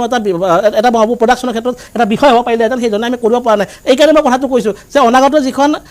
যিখন যুদ্ধ হৈ গ'ল যে অনাগত এই যুদ্ধখনৰ আটাইতকৈ ডাঙৰ প্ৰভাৱ পৰিব পাৰে আমাৰ যিটো খাদ্য শস্য সেই খাদ্য শস্যৰ ক'ৰবাত নাটনি হ'ব পাৰে এইকাৰণে হ'ব পাৰে আমি এইটো আচৰিত হ'ব নালাগিব আজি আমাৰ তেলৰ নাটনি হৈছে কালি আমাৰ কিবা খাদ্য শস্যৰ নাটনি হ'ব পাৰে আমাৰ যে ফুড গ্ৰেইন লাগে সেই ফুড গ্ৰেইনটোৰ কাৰণে আটাইতকৈ বেছি কথাটো হৈছিল কেমিকেল ফাৰ্টিলাইজাৰ কাৰণ আজিকালি কেমিকেল ফাৰ্টিলাইজাৰ নহ'লে যিটো আমাৰ হাই ইল্ডিং আমাৰ যিবিলাক শস্য আমি যিটো উচ্চ উৎপাদনশীল যিবিলাক শস্য সেইটো আমি কৰিব নোৱাৰিম গতিকে তেনেকুৱা প্ৰেক্ষাপটত এই ধৰণৰ যিটো গ্ল'বেল ক্ৰাইচিছ আহিছে এই গ্ল'বেল ক্ৰাইচিছৰ ক্ষেত্ৰত আমাৰ দেশখনৰ সাংঘাতিক এইটো কৰিব লগা একো নাথাকে কিন্তু নাথাকিলেও কিন্তু গ্ল'বেল ক্ৰাইচিছৰ সময়ত এই ধৰণৰ কেইটামান বিষয়ে কিন্তু আমাক বাণিজ্যিক বিৰতিৰ সময় হৈছে বাণিজ্যিক বিৰতিৰ পিছত কেইবাটাও প্ৰশ্ন আছে প্ৰশ্নসমূহ লৈ আহিছোঁ মুখত প্ৰিয় দৰ্শক উভতি আহিছোঁ এই পৰ্যন্ত মই ৰিমাৰ্কছ লৈছোঁ মানে দেশৰ অৰ্থনীতিক লৈ আচলতে প্ৰধানমন্ত্ৰী নৰেন্দ্ৰ মোদীৰ সেই চিন্তা বিপৰীতে পূৰ্ব কংগ্ৰেছী প্ৰধানমন্ত্ৰীসকলৰ চিন্তাবিলাক কি আছিলে এই পৰ্যন্ত আমি জনাইছোঁ কিন্তু প্ৰশ্ন হৈছে যে প্ৰধানমন্ত্ৰী নৰেন্দ্ৰ মোদীৰ অৰ্থনৈতিক নীতিয়ে এক প্ৰকাৰে সাধাৰণ জনতাৰ ওপৰত কিমান প্ৰভাৱ পেলাইছে আকাশ দলে কিমান প্ৰভাৱ পেলাইছে সাধাৰণ জনতাৰ ওপৰত প্ৰধানমন্ত্ৰী নৰেন্দ্ৰ মোদীৰ অৰ্থনৈতিক নীতি কেনেকুৱা নিগেটিভ প্ৰভাৱ পেলাইছে কেনেকুৱা পজিটিভ প্ৰভাৱ পেলাইছে মই যদি 1-1.5 মিনিটৰ ভিতৰত আপোনাক সেই প্ৰশ্নটো সুধোঁ আপোনাৰ হাতত উত্তৰ আছে প্ৰভাৱ মানে এতিয়া দেখিছে দেখোন এতিয়া আচলতে যি ধৰণৰ অৰ্থনীতি বৰ্তমান সময়ত সমগ্ৰ ভাৰতত আছে এই অৰ্থনীতিয়ে এতিয়া নিগেটিভ প্ৰভাৱে আমি বেছি দেখা পাওঁ এতিয়া আৰু এটা বস্তু আহিছিলে যে এইটো খুব গুৰুত্বপূৰ্ণ যিহেতু যুদ্ধৰ পৰিৱেশ এটা চলি আছে যে এতিয়া ফাৰ্টিলাইজাৰ ইম্পৰ্ট কৰা ভাৰতে যে ফাৰ্টিলাইজাৰ আনে আমাৰ আপোনাৰ চাইডুলদাৰ যিটো কথাটো কৈছে যে ভাৰত আচলতে কৃষিভিত্তিক অৰ্থনীতিৰ গড় মানে বেছিভাগ মানুহে কৃষিখণ্ডৰ লগত জড়িত হৈ থাকে গতিকে আমাৰ এই বস্তুটো যদি যুদ্ধ দীঘলীয়া হয় তেনেহ'লে আমি কিমান দিনত ছাষ্টেইন কৰিব পাৰিম এই বাহিৰৰ পৰা যে আমাৰ খাদ্য সংকটটো আহিব নেকি এতিয়া ফাৰ্টিলাইজাৰবিলাক যেতিয়া আনিব নোৱাৰিব তেতিয়া আমি আমাৰ প্ৰডাকশ্যনটোতো নিজৰ নাই সেই তেতিয়া সাধাৰণ মানুহবিলাক কিন্তু ভুগিব লাগিব এতিয়া আপোনাৰ যদি পটাছ আমি আমাৰ কৃষকবিলাক পটাছ বা ইউৰিয়া সেইবিলাক খুব দৰকাৰী কৃষি কাৰ্যৰ কাৰণে সেইবিলাকতো আমাৰ ইয়াত প্ৰডাকশ্যন তেনেকুৱাকৈ নাই আমি চব বাহিৰৰ পৰা আনিব লাগে এতিয়া আপোনাৰ পটাছৰ ক্ষেত্ৰত কানাডা ৰাছিয়া আপোনাৰ বেলাৰুছ ইজৰাইল এইবিলাকৰ পৰা আমি ইম্পৰ্ট কৰি আছোঁ ভাৰতে আপোনাৰ ইউৰিয়াৰ ক্ষেত্ৰত চাইনা ওমান ৰাছিয়া তাৰপাছত আপোনাৰ UAE পৰা আমি ইম্পৰ্ট কৰি আছোঁ গতিকে এই যে আপোনাৰ এই যিবিলাক আমাৰ আচলতে কৃষকসকলৰ দৰকাৰী যিবিলাক ফাৰ্টিলাইজাৰ আছিলে সেই ফাৰ্টিলাইজাৰবিলাকৰ আচলতে ভাৰতত কিয় প্ৰডাকশ্যন নকৰিলে আগতেতো মোদী ডাঙৰীয়াই কৈছিলে যে মেক ইন ইণ্ডিয়া মানে ভাৰতত হ'ব লাগে প্ৰডাকশ্যন সেইটো মূল কনচেপ্ট আছিলে মনত পৰিছে চাগে আপোনালোকৰ যে মেক ইন ইণ্ডিয়া মানে আপোনাৰ ভাৰতত হ'ব লাগিব আচলতে প্ৰডাকশ্যনবিলাক ভাৰতত হ'ব লাগে সেইকাৰণে আমাৰ ভাৰতীয় যিসকলে আচলতে বাহিৰৰ আপোনাৰ দেশবিলাকত যিবিলাকে তাত কাম কাজ কৰিছে যিবিলাকে তাত আচলতে ইণ্ডাষ্ট্ৰীত কাম কাজ কৰি আছিলে যিবিলাকে প্ৰডাকশ্যন কৰি আছিলে সেই মানুহবিলাক ঘূৰি আহিবলৈ কৈছিলে যে ভাৰতত প্ৰডাকশ্যন কৰিব লাগে ভাৰতত এটা ৰিভলিউশ্যন আনিব লাগে সেই কথা কোৱা হৈছিলে কিন্তু আমি ইনপ্ৰেক্টিকেলি নহ'লে বাস্তৱ ক্ষেত্ৰত আমি আচলতে মেক ইন ইণ্ডিয়া যিটো কনচেপ্ট সেই কনচেপ্টে ভাৰতক হয়তো সলনি কৰি দিব পাৰিলেহেঁতেন কিন্তু মোদী ডাঙৰীয়া সেইটোত কিন্তু মানে সাংঘাতিক ধৰণে ব্যৰ্থ হ'ল আপোনালোকে নিশ্চয় দেখা পাইছে কোনো কাৰণতে মেক ইন ইণ্ডিয়া সফল নহ'ল আৰু আপোনালোকে দেখিছে তেওঁৰতো আৰু বহুত গাজামাৰ বহুত কথা আছিলে আচলতে যে সেই সময়ত তেওঁ শাসনলৈ আহি বহুত বহুত সপোন দেখুৱাইছিলে যে আমাৰ ছুইজাৰলেণ্ডৰ বেংকত বহুত কলাধন জমা হৈছে কংগ্ৰেছীবিলাকৰ সেই সমুদায় টকা ভাৰতলৈ ঘূৰাই আনিব প্ৰত্যেকৰে একাউণ্টত আপোনাৰ 15 লাখকৈ টকা তেওঁ আচলতে জমা দিব সেই কথা বতৰাবিলাকো আছিলে কিন্তু আজিৰ তাৰিখত আমি ৰিপৰ্ট পাইছোঁ যে ছুইজাৰলেণ্ডৰ বেংকত আমাৰ আৰ্থিক অৱস্থা যদিও বেয়া কিন্তু আপোনাৰ কলাধনৰ পৰিমাণটো বাঢ়ি গৈ আছে প্ৰতি বছৰে সেই কলাধনবিলাক কাৰ সেইবিলাক কথা বতৰা নাহিলে আচলতে যে ভাৰতীয় মানুহে ইয়াত যে আত্মসাৎ কৰি লুটি মেলি যে আপোনাৰ ছুইজাৰলেণ্ডৰ বেংকত যে জমা থৈছে বুলি যে কোৱা হৈছিলে সেই যিটো টকাৰ পৰিমাণ যে বাঢ়ি গৈ আছে সেই টকাটো কেতিয়া আনিব মোদী ডাঙৰীয়াই সেই কথা বতৰাবিলাক আমাক লাগে গতিকে আমি মোদী ডাঙৰীয়াৰ পৰা যিবিলাক আশা কৰি আছিলোঁ সেইটো আমি আচলতে ভাৰতৰ জনতাই কেতিয়াও পোৱা নাই আৰু ভৱিষ্যতেও নাপাওঁ কাৰণ তেওঁ ভেলকিবাজি মাৰি আচলতে বেছি ফুটনি মাৰি কিছুমান কথা কৈ থাকে কিন্তু কাৰ্যক্ষেত্ৰত কিন্তু হৈ নুঠাকে মানে নিশ্চয় মই কংকনৰ এটা মন্তব্য লৈ বিচাৰিছোঁ এতিয়া ইয়াত বহুকেইটা কথা কোৱা হৈছে মই এতিয়া MSME কথাটো কওঁ যে MSMEৰ কথাটো কৈছে ঠিকে আছে মোক খালি এটা উত্তৰ লাগে যে মোদী চৰকাৰৰ যিটো অৰ্থনীতি এই অৰ্থনীতিয়ে অসমৰ বেলিকা কওক বা উত্তৰ পূৰ্বাঞ্চলৰ বেলিকা কওক বা সাধাৰণ মানুহৰ ক্ষেত্ৰত কেনেকুৱা প্ৰভাৱ পেলাইছে হয় চাওক অৰ্থনীতি এতিয়া মোদী চৰকাৰৰ যিটো অৰ্থনীতি এইটো মোদী চৰকাৰে কৈ আছে মনমোহন সিঙৰ দিনৰ অৰ্থনীতি দেখিলোঁ তাৰ আগতে জৱাহৰলাল নেহৰুৰ দিনৰ অৰ্থনীতি দেখিলোঁ প্ৰতিগৰাকী প্ৰধানমন্ত্ৰীৰ অৰ্থনীতি দেখিলোঁ কিন্তু মোদী চৰকাৰৰ 12 বছৰীয়া কাৰ্যকালৰ অৰ্থনীতি হয় চাওক এইটো সাধাৰণ মানুহৰ মনত কেনেকুৱা প্ৰভাৱ এইটো এটা আপুনি খুব ভাল প্ৰশ্ন সুধিছে এইখিনি কথা মই আজি সুযোগ পাইছোঁ মই কৈ দিওঁ চাওক এখন চৰকাৰৰ মূল দায়িত্ব কি হয় এখন চৰকাৰৰ মূল দায়িত্ব হয় বৈপ্লৱিক পৰিৱৰ্তন সাধন কৰা তাৰমানে সেই বৈপ্লৱিক পৰিৱৰ্তনৰ যোগেদি দেশৰ উঠি অহা প্ৰজন্ম যুৱক যুৱতী আৰু নিবনুৱাসকলক আকৰ্ষিত কৰা আপুনি মনমোহন সিঙৰ নামটো লৈছে মই আপোনাক এইটো কথা কৈ দিওঁ যেতিয়া 1992 চনত মনমোহন সিঙে এই মুক্ত অৰ্থনীতি ভাৰতত প্ৰৱৰ্তন কৰিছিল তেতিয়া আমি সেইখিনি মানে বয়স হৈছিল 1998 চনত মই যেতিয়া আমি BSc পাছ কৰি ওলাওঁ তাৰপিছত আমি ভাবিলোঁ ঠিক আছে এতিয়া অলপ কাম কাজ কৰোঁ নিজে উপাৰ্জন কৰোঁ আমি যেতিয়া ওলাই গ'লোঁ তেতিয়া আমি দেখিলোঁ যে তাৰমানে সকলোৱে MBA ৰ পিছত দৌৰি আছে MBA ডিগ্ৰী চবকে কেৱল MBA ডিগ্ৰী লাগে তেতিয়া আমি সুধিলোঁ যে এই MBA ৰ ক্ৰেজটো কিয় হৈছে আগতেতো চবে MA MSc MCom এনেকুৱাকৈ পঢ়িছিল এতিয়া হঠাৎ MBA PGD BM এইবিলাকৰ ক্ৰেজটো কিয় হৈছে HR মেনেজমেণ্ট এইবিলাক বহুত এনেকুৱা প্ৰফেচনেল কোৰ্চ এইখিনিত আহিল তেতিয়া আমি গম পালোঁ যে মনমোহন সিঙে যে 1992 যিটো মুক্ত অৰ্থনীতি প্ৰৱৰ্তন কৰিলে তাৰ ফলত বাহিৰত বহুত কোম্পানী ভাৰতবৰ্ষলৈকে আহিল এইটো মানে কি অপেন ইকনমি বুলি কয় মুক্ত অৰ্থনীতি বুলি কয় তেতিয়া আপোনাৰ কি হ'ল ধৰক এই যিটো বিৰলা ইঞ্চুৰেঞ্চ কোম্পানী সেইটো হ'ল বিৰলা ছান লাইফ কোম্পানীৰ ৰেঞ্জটো বাঢ়ি গ'ল তাতে এপইণ্টমেণ্ট বেছি হ'ল চাকৰি বহুত সৃষ্টি হ'ল তাৰমানে এই চাকৰি উভৈনদী হৈ গ'ল হৈ যোৱাৰ ফলত কি হ'ল আমাৰ যি নতুন প্ৰজন্ম আছিল সেইখিনি সময়ত আমাৰ নিচিনা তেতিয়া সকলোৱে তাৰমানে প্ৰফেচনেল কোৰ্চবিলাকৰ প্ৰতি আগ্ৰহী হ'ল আৰু সেইখিনি সময়ত চৰকাৰী চাকৰিক অৱজ্ঞা কৰা হ'ল মানে আমাৰ এই যি উঠি আছাম আছিল সেইখিনি সময়ত আমাৰ নিচিনা চৰকাৰী চাকৰিক অৱজ্ঞা কৰা হ'ল চৰকাৰী চাকৰি গুৰুত্ব বাঢ়িল হয় ডেফিনেটলি তাৰপিছত মই কৈছোঁ গতিকে সেইটো এটা এনেকুৱা এটা বৈপ্লৱিক পৰিৱৰ্তন হ'ল চাকৰি ক্ষেত্ৰত যে উঠি অহা প্ৰজন্মই সাধাৰণ যিটো আমাৰ যিটো পাৰম্পৰিক যিটো শিক্ষা সেইটো পৰিহাৰ কৰি প্ৰফেচনেল কোৰ্চৰ প্ৰতি আগ্ৰহী হ'ল গতিকে এইটো হৈছে এটা অৰ্থনীতিৰ উত্থান অৰ্থনীতি এখন দেশৰ অৰ্থনীতিৰ উত্থান এনেকুৱাকৈ হয় মনমোহন সিঙৰ অৰ্থনীতি গতিকে এইখিনিত ভাৰতবৰ্ষ সলনি হৈ গৈছিলে আপোনাৰ মানে মানুহৰ টকা পইচা আছিলে আৰু এইখিনি যিটো আমাৰ অৰ্থনৈতিক এটা বিপৰ্যয় চলিছিলে গোটেই পৃথিৱীত কিন্তু সেইটোৱে ভাৰতবৰ্ষক স্পৰ্শ কৰা নাছিলে আৰু ভাৰতবৰ্ষ সুন্দৰকৈ চলি আছিল আৰু এতিয়া চাওক আপুনি নৰেন্দ্ৰ মোদী অৰ্থনীতিৰ বিষয়ে মই ক'লোৱেই যে নৰেন্দ্ৰ মোদী অৰ্থনীতিৰ আন এটা বিপৰ্যয় মই কওঁ যে আমাৰ যিসকল ক্ষুদ্ৰ ব্যৱসায়ী আছিল তেওঁলোকৰ ব্যৱসায় এতিয়া একদমেই অৱস্থা বেয়া এই অৱস্থা এইকাৰণে বেয়া মানে যিটো অনলাইন কোম্পানী যিটো মাধমাৰ পৰিছে এই অনলাইন ব্যৱসায়টোৰ ওপৰত চৰকাৰৰ কোনো নিয়ন্ত্ৰণ নাই চৰকাৰৰ এইকাৰণে নিয়ন্ত্ৰণ নাই কাৰণ এই অনলাইন আপুনি কৈছে যে ডিজিটেল মাৰ্কেটিঙে চব চেছ কৰি পেলাইছে ডিজিটেল মাৰ্কেটিং একদম চেছ কৰিছে এটা কথা শুনক ডিজিটেল মাৰ্কেটিং আচলতে চব চেছ কৰিব নালাগে আপুনি যদি ইউৰোপিয়ান কাণ্ট্ৰিজ বা আমেৰিকান নিচিনা উন্নত দেশত চাই তাতে কিছু নিয়ন্ত্ৰণৰ ভিতৰত থাকে থাকে এই অনলাইন ব্যৱসায়টো কিন্তু আমাৰ দেশত কি হৈছে এই অনলাইন ব্যৱসায়ীবিলাকে মোদী চৰকাৰক হাজাৰ হাজাৰ কোটি টকা চান্দা দি গোটেই ব্যৱসায়টো কুক্ষিগত কৰি পেলাইছে এতিয়া আৰু বহুত এনেকুৱা অনলাইন ব্যৱসায় ভাৰতবৰ্ষলৈকে আহি আছে যাৰ ফলত আমাৰ ক্ষুদ্ৰ ব্যৱসায়টো একেবাৰে ধ্বংস হৈ গৈছে কোনোটো চেক্টৰৰে অৱস্থা নাই আপোনাৰ চৰকাৰী চাকৰি অৱস্থা নাই ব্যক্তিগত খণ্ডৰ চাকৰি অৱস্থা নাই ক্ষুদ্ৰ ব্যৱসায়ৰ অৱস্থা নাই কৃষি খণ্ডৰ অৱস্থা নাই উদ্যোগীকৰণ অৱস্থা নাই কোনো ক্ষেত্ৰতে অৱস্থা নাই কেৱল নৰেন্দ্ৰ মোদী চৰকাৰৰ অৰ্থনীতি নিগেটিভ প্ৰভাৱ বেছি আছে নৰেন্দ্ৰ মোদী নিগেটিভ বুলি নহয় একদম সম্পূৰ্ণ নিগেটিভ ক্ষেত্ৰত চলি আছে আৰু এনেকে যদি আৰু 10 বছৰমান চলে তেতিয়াহ'লে এই দেশত যে দুৰ্ভিক্ষ হ'ব এইটো নিশ্চিত নিশ্চয় মই চাইদুল ইছলামক মই সুধিব বিচাৰিছোঁ যে মোদী চৰকাৰৰ অৰ্থনীতিয়ে সাধাৰণ মানুহক কিমান স্পৰ্শ কৰিব পাৰিছে সৰ্বসাধাৰণক কিমান স্পৰ্শ কৰিব পাৰিছে দুটা অত্যন্ত গুৰুত্বপূৰ্ণ বিষয় যে সাধাৰণ মানুহক স্পৰ্শ কৰাৰ যিটো বিষয় আপুনি সুধিছে এইটোত মই ভাবোঁ যে কেইটামান খুব গুৰুত্বপূৰ্ণ কথা মেক ইন ইণ্ডিয়া গোটেই বিষয়টো কিন্তু আমি অস্বীকাৰ কৰিব নোৱাৰোঁ মেক ইন ইণ্ডিয়া যদিও কি টাৰ্গেট যিকেইটা আছিল সেইকেইটা যদি ফুলফিল কৰিব নোৱাৰিলে তথাপি কিন্তু মেক ইন ইণ্ডিয়া কিছু পৰিমাণে হ'লেও আপোনাৰ ইলেক্ট্ৰনিক এছেম্বলি কাৰবাৰটো বা আপোনাৰ ধৰক এতিয়া লাহে লাহে যিটো আপোনাৰ অট'মেটিক বা অট' পাৰ্টছ এই ধৰণৰ কিছুমান যেনে ধৰক মোবাইল স্মাৰ্টফোন এছেম্বলি এই ধৰণৰ যিবিলাক কাম কাজ এইবিলাক কাম কাজত কিন্তু যথেষ্ট পৰিমাণে আহিছে কাৰণ যিবিলাক কিছুমান নিয়ম আছিল যে 30% এটলিষ্ট ভাৰতত প্ৰডাকশ্যন কৰিবই লাগিব এই ধৰণৰ যিবিলাক নিয়ম বান্ধি দিছিল সেইবিলাক কিছু পৰিমাণে আহিছে কিন্তু যিবিলাক অভাৰঅল যিটো মেক ইন ইণ্ডিয়াৰ যিটো এটা ৰবাষ্ট এটা কাৰবাৰ এটা আছিল যে গোটেই ভাৰতত আহি পেলাই সকলো দেশৰ ডাঙৰ ডাঙৰ কোম্পানীবিলাকে চাইনা প্লাছ ওৱান বুলি যিটো আমি ফৰ্মুলা কওঁ যে চাইনাত যিবিলাক কোম্পানী আছে প্ৰডাকশ্যন হাউচ আছে সেইবিলাকে ভাৰততো এটা নিজৰ প্ৰডাকশ্যন হাউচ ৰাখিব এই ধৰণৰ যিটো কনচেপ্ট এটা ৰখা গৈছিল সেইটো কিছু পৰিমাণে কিন্তু মই সফল হৈছে বুলি ভাবোঁ যদিও কৌশিকে কৈছিল যে 25,000 কোটি টকাৰ পৰিমাণৰ এক্সপৰ্ট হৈছে ডিফেন্সত মই এইটো নহয় 35,000 কোটি টকালৈকে 35,000 কোটি টকা ডিফেন্স আমাৰ যিবিলাক MNG এক্সপৰ্ট হৈছে তাৰ বিপৰীতে আমি ইম্পৰ্ট কৰিব লগা কিন্তু বহু পৰিমাণে হৈছে গতিকে গোটেই বিষয়টো বৰ আটাইতকৈ গুৰুত্বপূৰ্ণ কেইটামান কথা যে মেক ইন ইণ্ডিয়াৰ ছাকচেছ যিখিনি ছাকচেছ সেইখিনি মানুহ কিছু চুইছে একে সময়তে আটাইতকৈ গুৰুত্বপূৰ্ণ কথা হৈছে জনধন যোজনা যিটো আপোনাৰ এটা বিষয় আছিল যে প্ৰায় 58 কোটি জনধন যোজনাৰ একাউণ্ট খোলা গৈছিল সেইটোৱে কিছু পৰিমাণে হ'লেও মই ভাবোঁ যে এই সাধাৰণ জনতাক যিটো ডাইৰেক্ট বেনিফিট ট্ৰেন্সফাৰ সেই ক্ষেত্ৰত যিটো মিডিল মেনৰ যিটো প্ৰভাৱ সেইটো আঁতৰাই পেলাইছিল আৰু জনধন যোজনাৰ এই গোটেই বিষয়টো কিন্তু সাধাৰণ মানুহক চুইছিল সেই কথাটো মই ভাবোঁ GDP বিষয়টো আপুনি যদি চাওঁ যে এইটো আপোনাৰ ডিমনিটাইজেশ্যনে সাধাৰণ মানুহক একেবাৰে চুই পেলাই বিপৰ্যস্ত কৰিছিল তাৰ বিপৰীতে জনধন যোজনাৰ এই বিষয়টো কিন্তু কিছু পৰিমাণে মানুহক সকাহ দিছিল এই যিটো ৱেলফেয়াৰ ট্ৰেন্সফাৰ চিষ্টেম এই চিষ্টেমটো আপুনি একেবাৰে ওলাই কৰিব নোৱাৰে গতিকে এই যিটো গ্ল'বেল চেইন চিষ্টেমৰ এটা কনষ্টেণ্ট আহিছে সেই কনষ্টেণ্টটো ভাৰত হিচাপে কূটনৈতিকভাৱে কি ধৰণে এই বিষয়টো মোকাবিলা কৰিব লাগিছিল সেইটো এটা বেলেগ ডিবেট কিন্তু ডিজিটেল ইনফ্ৰাষ্ট্ৰাকচাৰ ভাৰতত ভালকৈ বাঢ়িছে ৱেলফেয়াৰ ইফিচিয়েঞ্চিটো একেবাৰে মই ভাবোঁ কিছু বাঢ়িছে একে সময়তে লজিষ্টিক এক্সপানশ্যনো কিন্তু যথেষ্ট পৰিমাণে হৈছে এইবিলাক আমি অস্বীকাৰ কৰিব নোৱাৰোঁ আজি নৰ্থ ইষ্টৰ লগত যিটো আমাৰ কানেক্টিভিটি সেইটো বহু পৰিমাণে বাঢ়িছে হয়তো তাক লৈ পেলাই যিমান হ'ব পাৰে যে এই যিটো কানেক্টিভিটি বাঢ়িছে তাৰ আমাৰ থলুৱা মানুহৰ শ্বেয়াৰ কি থাকিব পাৰে বা অংশীদাৰিত্ব কি থাকিব পাৰে সেইটো এটা বেলেগ বিষয় হ'ব পাৰে কিন্তু একে সময়তে আমি চাব লাগিব যে জব ডেফিচিট যিটো জব ক্ৰিয়েশ্যনৰ এটা আশাবাদ এটা মোদী ডাঙৰীয়া নেতৃত্বত আৰম্ভ হৈছিল সেইটো ফুলফিল কৰিব পাৰিলে নে নাই ইণ্ডাষ্ট্ৰিয়েল যিটো মই ভাবোঁ যে আজিৰ তাৰিখত যিটো জব ক্ৰিয়েশ্যনৰ ক্ষেত্ৰত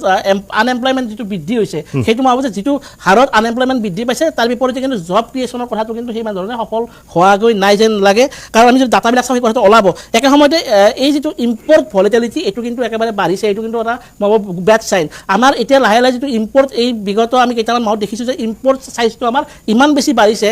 ইয়াৰ ফলত আমাৰ যিটো ইম্পৰ্ট চাইজ বঢ়াৰ ফলত যিটো আমাৰ মানি আউটফ্ল' হৈছে বাহিৰলৈকে এইটো এটা অত্যন্ত গুৰুত্বপূৰ্ণ বিষয় আৰু তাতকৈ গুৰুত্বপূৰ্ণ বিষয় দেশৰ অৰ্থনীতিত ক্ষতি আনিব আৰু তাতকৈ গুৰুত্বপূৰ্ণ বিষয়টো হৈছে এই মুহূৰ্তত RBI সন্মুখত দুটা প্ৰত্যাহ্বান তেওঁলোকে ৰেপ' ৰেটটো বৃদ্ধি কৰি পেলাই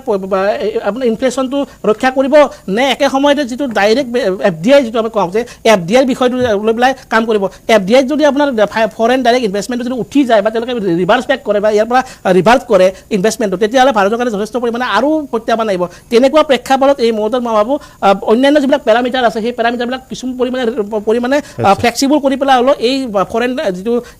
FDIটো মই ভাবোঁ ভাৰতৰ ক্ষেত্ৰত কিছু পৰিমাণে শিথিল কৰি পেলাই আনিব লাগে এনেকুৱা বিষয়বিলাক মই ভাবোঁ কেন্দ্ৰীয় চৰকাৰ হিচাপে গোটেই কামখিনি কৰিব আৰু মই এটা কথা এনেকৈ কওঁ যে এখন চৰকাৰ 100% যিকোনো কথা তেনেকৈ সফল হ'ব নোৱাৰে 100% কথা বিফল হ'ব নোৱাৰে কিন্তু এটা কথা আমি ক'ব লাগিব যে ভাৰত ইকনমি হিচাপে আটাইতকৈ গুৰুত্বপূৰ্ণ কথাটো হৈছে আমাৰ যিখন মাৰ্কেট আমাৰ যিটো পপুলেশ্যন এই পপুলেশ্যনটোত আমি যিটো মাৰ্কেট আমি গ্ৰ' কৰিছোঁ সেই মাৰ্কেটখনক লৈ পেলাই কিন্তু ফৰেইন ডাইৰেক্ট ইনভেষ্টমেণ্টটো বহুদিনৰ কাৰণে তেওঁলোকে আঁতৰাই নিব নোৱাৰে কাৰণ এইখন মাৰ্কেট তেওঁলোকক লাগিব 2 নম্বৰ কথাটো হৈছে যিটো ইনভেষ্টৰৰ চিকিউৰিটিৰ কথা কওঁ সেইটো বিভিন্ন ফেক্টৰ যিবিলাক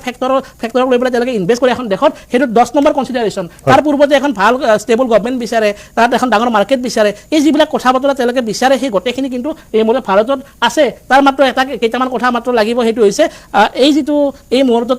পইচাৰ ভেলু কমিছে সাংঘাতিকভাৱে এই যিটো গোটেই পৃথিৱীত যিটো পৃথিৱীত যিটো এটা ফেনোমেনা হৈছে যে বিপদৰ অৱস্থা সেই সময়তে কিন্তু চাব যে চাইনাৰ ইউৱানটো কিন্তু এই মুহূৰ্তত কিন্তু ষ্টেবল হৈ আছে তেওঁলোকে কিছু পৰিমাণে একদম মিনিমাম এটা গ্ৰ'হে কৰিছে তাৰ বিপৰীতে আমাৰ কিন্তু পইচাটো কিন্তু 7% আপোনাৰ ডাউনগ্ৰেড হৈছে এই যিটো ভিজিবল ডাউনগ্ৰেড এই ডাউনগ্ৰেডিংটোৱে মানুহৰ মনত শংকা আনিছে মানুহৰ মনত ফৰ্মেল ইকনমিটোৰ লগত যিবিলাক মানুহৰ সম্পৰ্ক যিবিলাক মানুহে এই গোটেই কথা বতৰালৈ সম্পৰ্ক ৰাখে তেওঁলোকে কিন্তু মই এই মুহূৰ্তত শংকিত হৈছে মই এই মুহূৰ্তত আজি গুৰুত্বপূৰ্ণ ডাঙৰ চেলেঞ্জটো হৈছে 12 বছৰত কি কৰিলে সেই বিষয়টো নহয় এই 12 মাহ অনাগত 12 মাহত কি কৰিব নিশ্চয় অনাগত 12 মাহ মোদী চৰকাৰৰ বাবে যথেষ্ট প্ৰত্যাহ্বান ইতিমধ্যে আপুনি যদি আমি এই গোটেই কথা বতৰাবিলাক চাওঁ যে অৰ্থনৈতিক ডিফাৰেঞ্চটো আমি দেখিবলৈ পাইছোঁ মই সেইটো ক্ষেত্ৰত মোক অকণমান সময় দিব দেই কাৰণ মই যিহেতু মানে শাসক পক্ষৰ পৰা এগৰাকী আৰু বিৰোধীৰ পৰা বেছি আছে গতিকে অলপ সময়টো দিব মোৰ অলপ আগতে এগৰাকী বক্তাই যেতিয়া মনমোহন সিং আৰু নৰেন্দ্ৰ মোদী ডাঙৰীয়াৰ মাজত কম্পেয়াৰ কৰিছিলে তেখেতে ক'লে যে মনমোহন সিঙৰ সময়ত যিটো অৰ্থনীতি আছিলে সেইটো মানে খুব সুন্দৰ এটা অৰ্থনীতি আছিল আৰু ভাৰতবৰ্ষত খুব ভাল তাৰ প্ৰভাৱ পৰিছিলে মই জাষ্ট এটা কথা মই কওঁ মই বাকী বিষয়ত ইমান ডিপলি নাযাওঁ এই যে আজি মধ্যপ্ৰাচ্য যুদ্ধৰ কাৰণে তেলৰ দামৰ কথা আহি আছে যে মূল্য বৃদ্ধি হৈছে পেট্ৰল ডিজেলৰ এই মনমোহন সিং যেতিয়া প্ৰধানমন্ত্ৰী হৈ আছিলে 2004-05 চনত সেই সময়ত কংগ্ৰেছ চৰকাৰে মনমোহন সিং ডাঙৰীয়াই অইল বণ্ডৰ দৰে এক চুক্তি কৰিছিলে অইল বণ্ড তেওঁলোকে এই পেট্ৰল ডিজেলৰ মূল্য নিয়ন্ত্ৰণ কৰিব নোৱাৰি পেলাই অইল বণ্ডৰ দৰে এক চুক্তি কৰিছিল আৰু সেই চুক্তিৰ জৰিয়তে 1,48,000 কোটি টকা ভাৰতবৰ্ষৰ ওপৰত ঋণ তেওঁলোকে জাপি দি গৈছিলে এই মনমোহন সিঙে বেলেগে নহয় কিন্তু এই যিগৰাকীৰ কথা অকণমান আগতে কৈ আছিলে বিশিষ্ট অৰ্থনীতিবিদ তেখেতে অৰ্থনীতিৰ ক্ষেত্ৰত তেওঁৰ বহুত হেৰি আছে জ্ঞান আছে বা তেওঁ এখন বেলেগ বিষয় কিন্তু তেওঁ প্ৰধানমন্ত্ৰী হৈ থাকোঁতেই কিন্তু ভাৰতবৰ্ষৰ ওপৰত 1,48,000 কোটি টকাৰ ঋণৰ বোজা তেওঁ তেলৰ কাৰণে দি গৈছিলে অইল বণ্ড চুক্তি জৰিয়তে আৰু এইখিনিতে মই এটা ভাল খবৰো দিওঁ 2004 চনত আপুনি গুগল মাৰিলে পাব 2004-05 চনত আপুনি চাই লওক মই কথাখিনি কোৱালৈকে এতিয়া কথাটো হ'ল মাননীয় প্ৰধানমন্ত্ৰী যেতিয়া নৰেন্দ্ৰ মোদী ডাঙৰীয়াই শাসনভাৰ ল'লে সকলোতকৈ ভাল দিশটো কি জানে এই যে 1,48,000 কোটি টকা আমাৰ ওপৰত ধাৰ বোজা কৰি থৈছিলে সেই ধাৰৰ বোজা উইথ ইণ্টাৰেষ্ট 3,23,000 কোটি টকা চাব দেই ফিগাৰটো চাব 3,23,000 কোটি টকা উইথ ইণ্টাৰেষ্ট মাননীয় প্ৰধানমন্ত্ৰী নৰেন্দ্ৰ মোদী ডাঙৰীয়াই ধাৰ পৰিশোধ কৰিছিলে আৰু অকল পৰিশোধ কৰাই নহয় সেই সময়তো কিন্তু আমাৰ দেশত আপোনাৰ যি পেট্ৰল ডিজেলৰ মূল্য আছিলে তাক সুস্থিৰ কৰি পেলাই দেশখন খুব সুন্দৰকৈ চলাই লৈ গৈছিলে এতিয়া আপুনি সাধাৰণ আমাৰ জনতা যোনে জানে এই বিষয়সমূহ লোনৰ কথা বা আমাৰ হেৰিৰ কথা তেওঁলোকে নিজে বিবেচনা কৰক যে অৰ্থনীতিটো কাৰ ভাল আছিলে কোনোবাই ধাৰৰ বোজা দি যোৱাটো ভাল আছিল নে কোনোবাই ধাৰৰ বোজাটো উইথ ইণ্টাৰেষ্ট তেওঁ পৰিশোধ কৰি ঘৰখন খুব সুন্দৰকৈ চলাই নিয়াটো ভাল আছিলে এতিয়া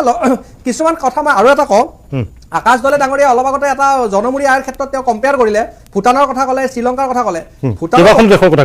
ভূটানৰ পপুলেশ্যন কিমান জানে 9 লাখ পপুলেশ্যনৰ এখন দেশ শ্ৰীলংকাৰ পপুলেশ্যন কিমান 2 কোটি জনতাৰ এখন দেশ তেওঁ জাপানৰ কথা কৈছে জাপানৰ পপুলেশ্যন কিমান 20 কোটি গতিকে আপুনি এখন চাইকেলক আপুনি যদি মাৰ্চেডিজ গাড়ী এখনৰ লগত তুলনা কৰে কৰি পেলাই কয় মোৰ চাইকেলখনেতো 2 টকা খৰচ কৰিলে মই গৈ পাওঁ হেৰিলৈকে আদাবাৰীলৈকে এই মাৰ্চেডিজখনতচোন 1000 টকাৰ তেল লাগে গতিকে কথাটো হ'ল কম্পেয়াৰ কেতিয়াও পৰুৱা আৰু হাতীৰ মাজত নহয় কম্পেয়াৰ যেতিয়া কৰিব আপুনি এতিয়া মই আৰু লগতে এটা কথা কওঁ সকলোৱে ভাবি থাকে যে বিশ্বৰ অৰ্থনীতিত আমেৰিকা হৈছে সৰ্ববৃহৎ আৰু সৰ্বশক্তিমান এক অৰ্থনীতি এতিয়া মই এইখিনিতে এটা কথা কওঁ ফেক্টছ এণ্ড ফিগাৰ চাই ল'ব হয়তো কোনোবাই সুধিব পাৰে ক'ত পাইছে আপোনালোকে নিজে চাই ল'ব চাৰ্চ কৰি আমেৰিকাৰ আজিৰ দেশত টোটেল জিডিপিৰ 97% তেওঁলোকৰ ধাৰ আছে লোন টোটেল জিডিপিৰ 97% লোন আছে সেই ক্ষেত্ৰত কিন্তু ভাৰতবৰ্ষৰ আজিৰ দিনত মাত্ৰ 19% হে টোটেল জিডিপিৰ মাত্ৰ 19% হে লোন আছে সেইবাবে ভাৰতৰ অৰ্থনীতি বৰ্তমান স্থবিৰ ভাৰতৰ অৰ্থনীতি এতিয়া ভলিউম চাওক অৰ্থনীতিৰ ক্ষেত্ৰত অৰ্থনীতিৰ ক্ষেত্ৰত বহুখিনি ফেক্টৰ আহি পৰে বৰ্তমান অৰ্থনীতিৰ ক্ষেত্ৰত যিসকল অৰ্থনীতিবিদ আছে তেওঁলোকে জানে যে আমাৰ যিটো বিঅপি বুলি কয় বেলেঞ্চ অফ পেমেণ্ট আমাৰ কাৰেণ্ট একাউণ্ট থাকে আমাৰ কেপিটেল একাউণ্ট থাকে এইবিলাকৰ সমূহ যি আছে আপোনাৰ ইম্পৰ্টৰ কথা আছে এক্সপৰ্টৰ কথা আছে ইম্পৰ্ট বা যেতিয়া আপোনাৰ বেছি হ'ব তেতিয়া আপোনাৰ সেই দেশৰ পইচাটোৰ ভেলুটো কমি যায় এক্সপৰ্ট যেতিয়া আপোনাৰ বেছি হয় তেতিয়া সেই দেশৰ পইচাটোৰ ভেলুটো আপোনাৰ বাঢ়ি যায় আমি যিহেতু ডলাৰৰ লগত হেৰি কৰোঁ এক্সচেঞ্জ কৰোঁ গতিকে সদায় ডলাৰ সদায় আমাতকৈ ওপৰত থাকে এই ধৰণৰ যিবিলাক কথা আছে যিসকল তাৰ যুক্তিযুক্ততা আছে মানে তাৰ যুক্তিযুক্ততা আছে আৰু যিসকল অৰ্থনীতিবিদ তেওঁ যোনে অৰ্থনীতিৰ জ্ঞান আছে বুজি পায় তেওঁলোকে এই কথাসমূহ বুজি পায় কিন্তু সবতকৈ ভাল কথাটো হ'ল কি জানে মাননীয় প্ৰধানমন্ত্ৰী নৰেন্দ্ৰ মোদী ডাঙৰীয়া সমান কিয় কৰিম বুলি কৈছিল মাননীয় প্ৰধানমন্ত্ৰী নৰেন্দ্ৰ মোদী ডলাৰ ৰেটটো মানে এটকা মূল্যৰ দাম আপোনাৰ ইউএছ ডলাৰ এটাৰ মূল্য সমান বুলি সেই উত্তৰটো বিচাৰো না তেওঁৰ পৰা আমি এটা প্ৰশ্ন সুধিছো তেওঁ উত্তৰটো দিব লাগে যে আপোনাৰ এটা টকাৰ মূল্য এটা ইউএছ ডলাৰ সেই কথাটো মই কিয় কৈছিল সেই কথা উত্তৰটো আজি দিব লাগে তেওঁলোকে এতিয়া সালেবেৰে আচল কথা পৰা লুকুৱালে নহ'ব আপুনি ক'বাত চুকত আপুনি গম পাব নহয় আপোনাৰ দিনত আপোনাৰ মোদী ডাঙৰীয়া কিয় ক'লে মোদী ডাঙৰীয়া যেতিয়া আপোনাৰ ডলাৰ ৰেটটো আপোনাৰ 60 টকা হ'ল এটা ডলাৰৰ দাম যেতিয়া 60 টকা আছিল তেতিয়াই দেখোন তেওঁ গোটেই লক্ষ্যমন্ত্ৰী আহিছিলে যে পইচা ভাৰতৰ টকাৰ মূল্য 60 টকা পতন হৈছে ইয়াৰ কাৰণে আচলতে আগৰ ইউপিএ চৰকাৰ জগৰীয়া বুলি কৈছিলে নাই এতিয়া তেওঁ আজি মোদীৰ দিনত আপুনি বুজি পোৱা মানুহে আজি 95 টকা দিলে এটা ডলাৰ পায় 95 টকা দিলে এটা ডলাৰ পায় যেতিয়া 60 টকা এটা ডলাৰ আছে তেতিয়া কিয় আচলতে বিজেপিৰ ফালৰ পৰা ইমান আচলতে হাংগামা কৰা হৈছে সেই কথাটো ক'ব আজি যে ভাৰতৰ টকা যে সাংঘাতিক ধৰণে পতন হৈছে ভাৰতৰ টকাৰ মূল্য যে হুৰাহুৰে কমিছে সেই কথাটো কিয় তেওঁলোকে আচলতে এতিয়া শুদ্ধ উত্তৰ দিব পৰা নাই চালেবেৰে কথাটো কোনে কৈ আছে যদি আমাৰ আচলতে যদি আমাৰ ইমান গ্ৰোথ হৈছে অসমত যে জাপানৰ প্ৰধানমন্ত্ৰী আহি আছে ফুৰিব আহি আছে নেকি এই যে ইউৰোপিয়ান ডেলিগেটছ আহিছে কিয় আহিছিলে যোৱাকালি মাননীয় মুখ্যমন্ত্ৰী হিমন্ত বিশ্ব শৰ্মাৰ লগত ইউৰোপিয়ান ডেলিগেটছৰ কি চুক্তি হৈছিলে ঠিক আছে মই কৈ আছো এইটো জাপানৰ প্ৰধানমন্ত্ৰী আহিছে এডভান্টেজ আছে আহিব আহি আছে মই জানো এই কথা মই কৈ আছো যে এতিয়া জাপানৰ যে প্ৰধানমন্ত্ৰী আহিছে ইয়াৰ কথাটো হৈছে মুখ্যমন্ত্ৰী হিমন্ত বিশ্ব শৰ্মাই যে এডভান্টেজ আসাম পতাৰ সময়ত এটা কথা কোৱা হৈছিলে যে তেওঁলোকৰ চুক্তি হৈছে জাপানৰ লগত যে 50,000 আচলতে ইয়াৰ পৰা যুৱক যুৱতী তেওঁলোকে জাপানলৈ পঠিয়াব আমাৰ অসমৰ ল'ৰা ছোৱালী কৰ্মসংস্থাপন আমাৰ ইয়াত হয় ভাৰতে কি কৰিছে ভাৰতৰ নামটো কি আমেৰিকাৰ টেছলা আছে ভাৰতৰ কি আছে বুজি পাইছে ভাৰতৰ কি আছে এই কথাটো কওক ভাৰতৰ কথাটো ভাৰতে কি বনালে সেইটো লাগে আমাক ভাৰতে কি বনালে সেইটো লাগে ভাৰতে কি বনালে সেইটো লাগে আমাক ভাৰতে মোদীৰ দিনত কোনটো বনালে আজি আমেৰিকাৰ টেছলা বনালে আজি আৰ্টিফিচিয়েল ইন্টেলিজেন্সৰ ক্ষেত্ৰত আমেৰিকাই বহুত কিবা কিবি কৰিলে ভাৰতে কি কৰিলে সেইটো লাগে ভাৰতে কি কৰিলে সেইটো লাগে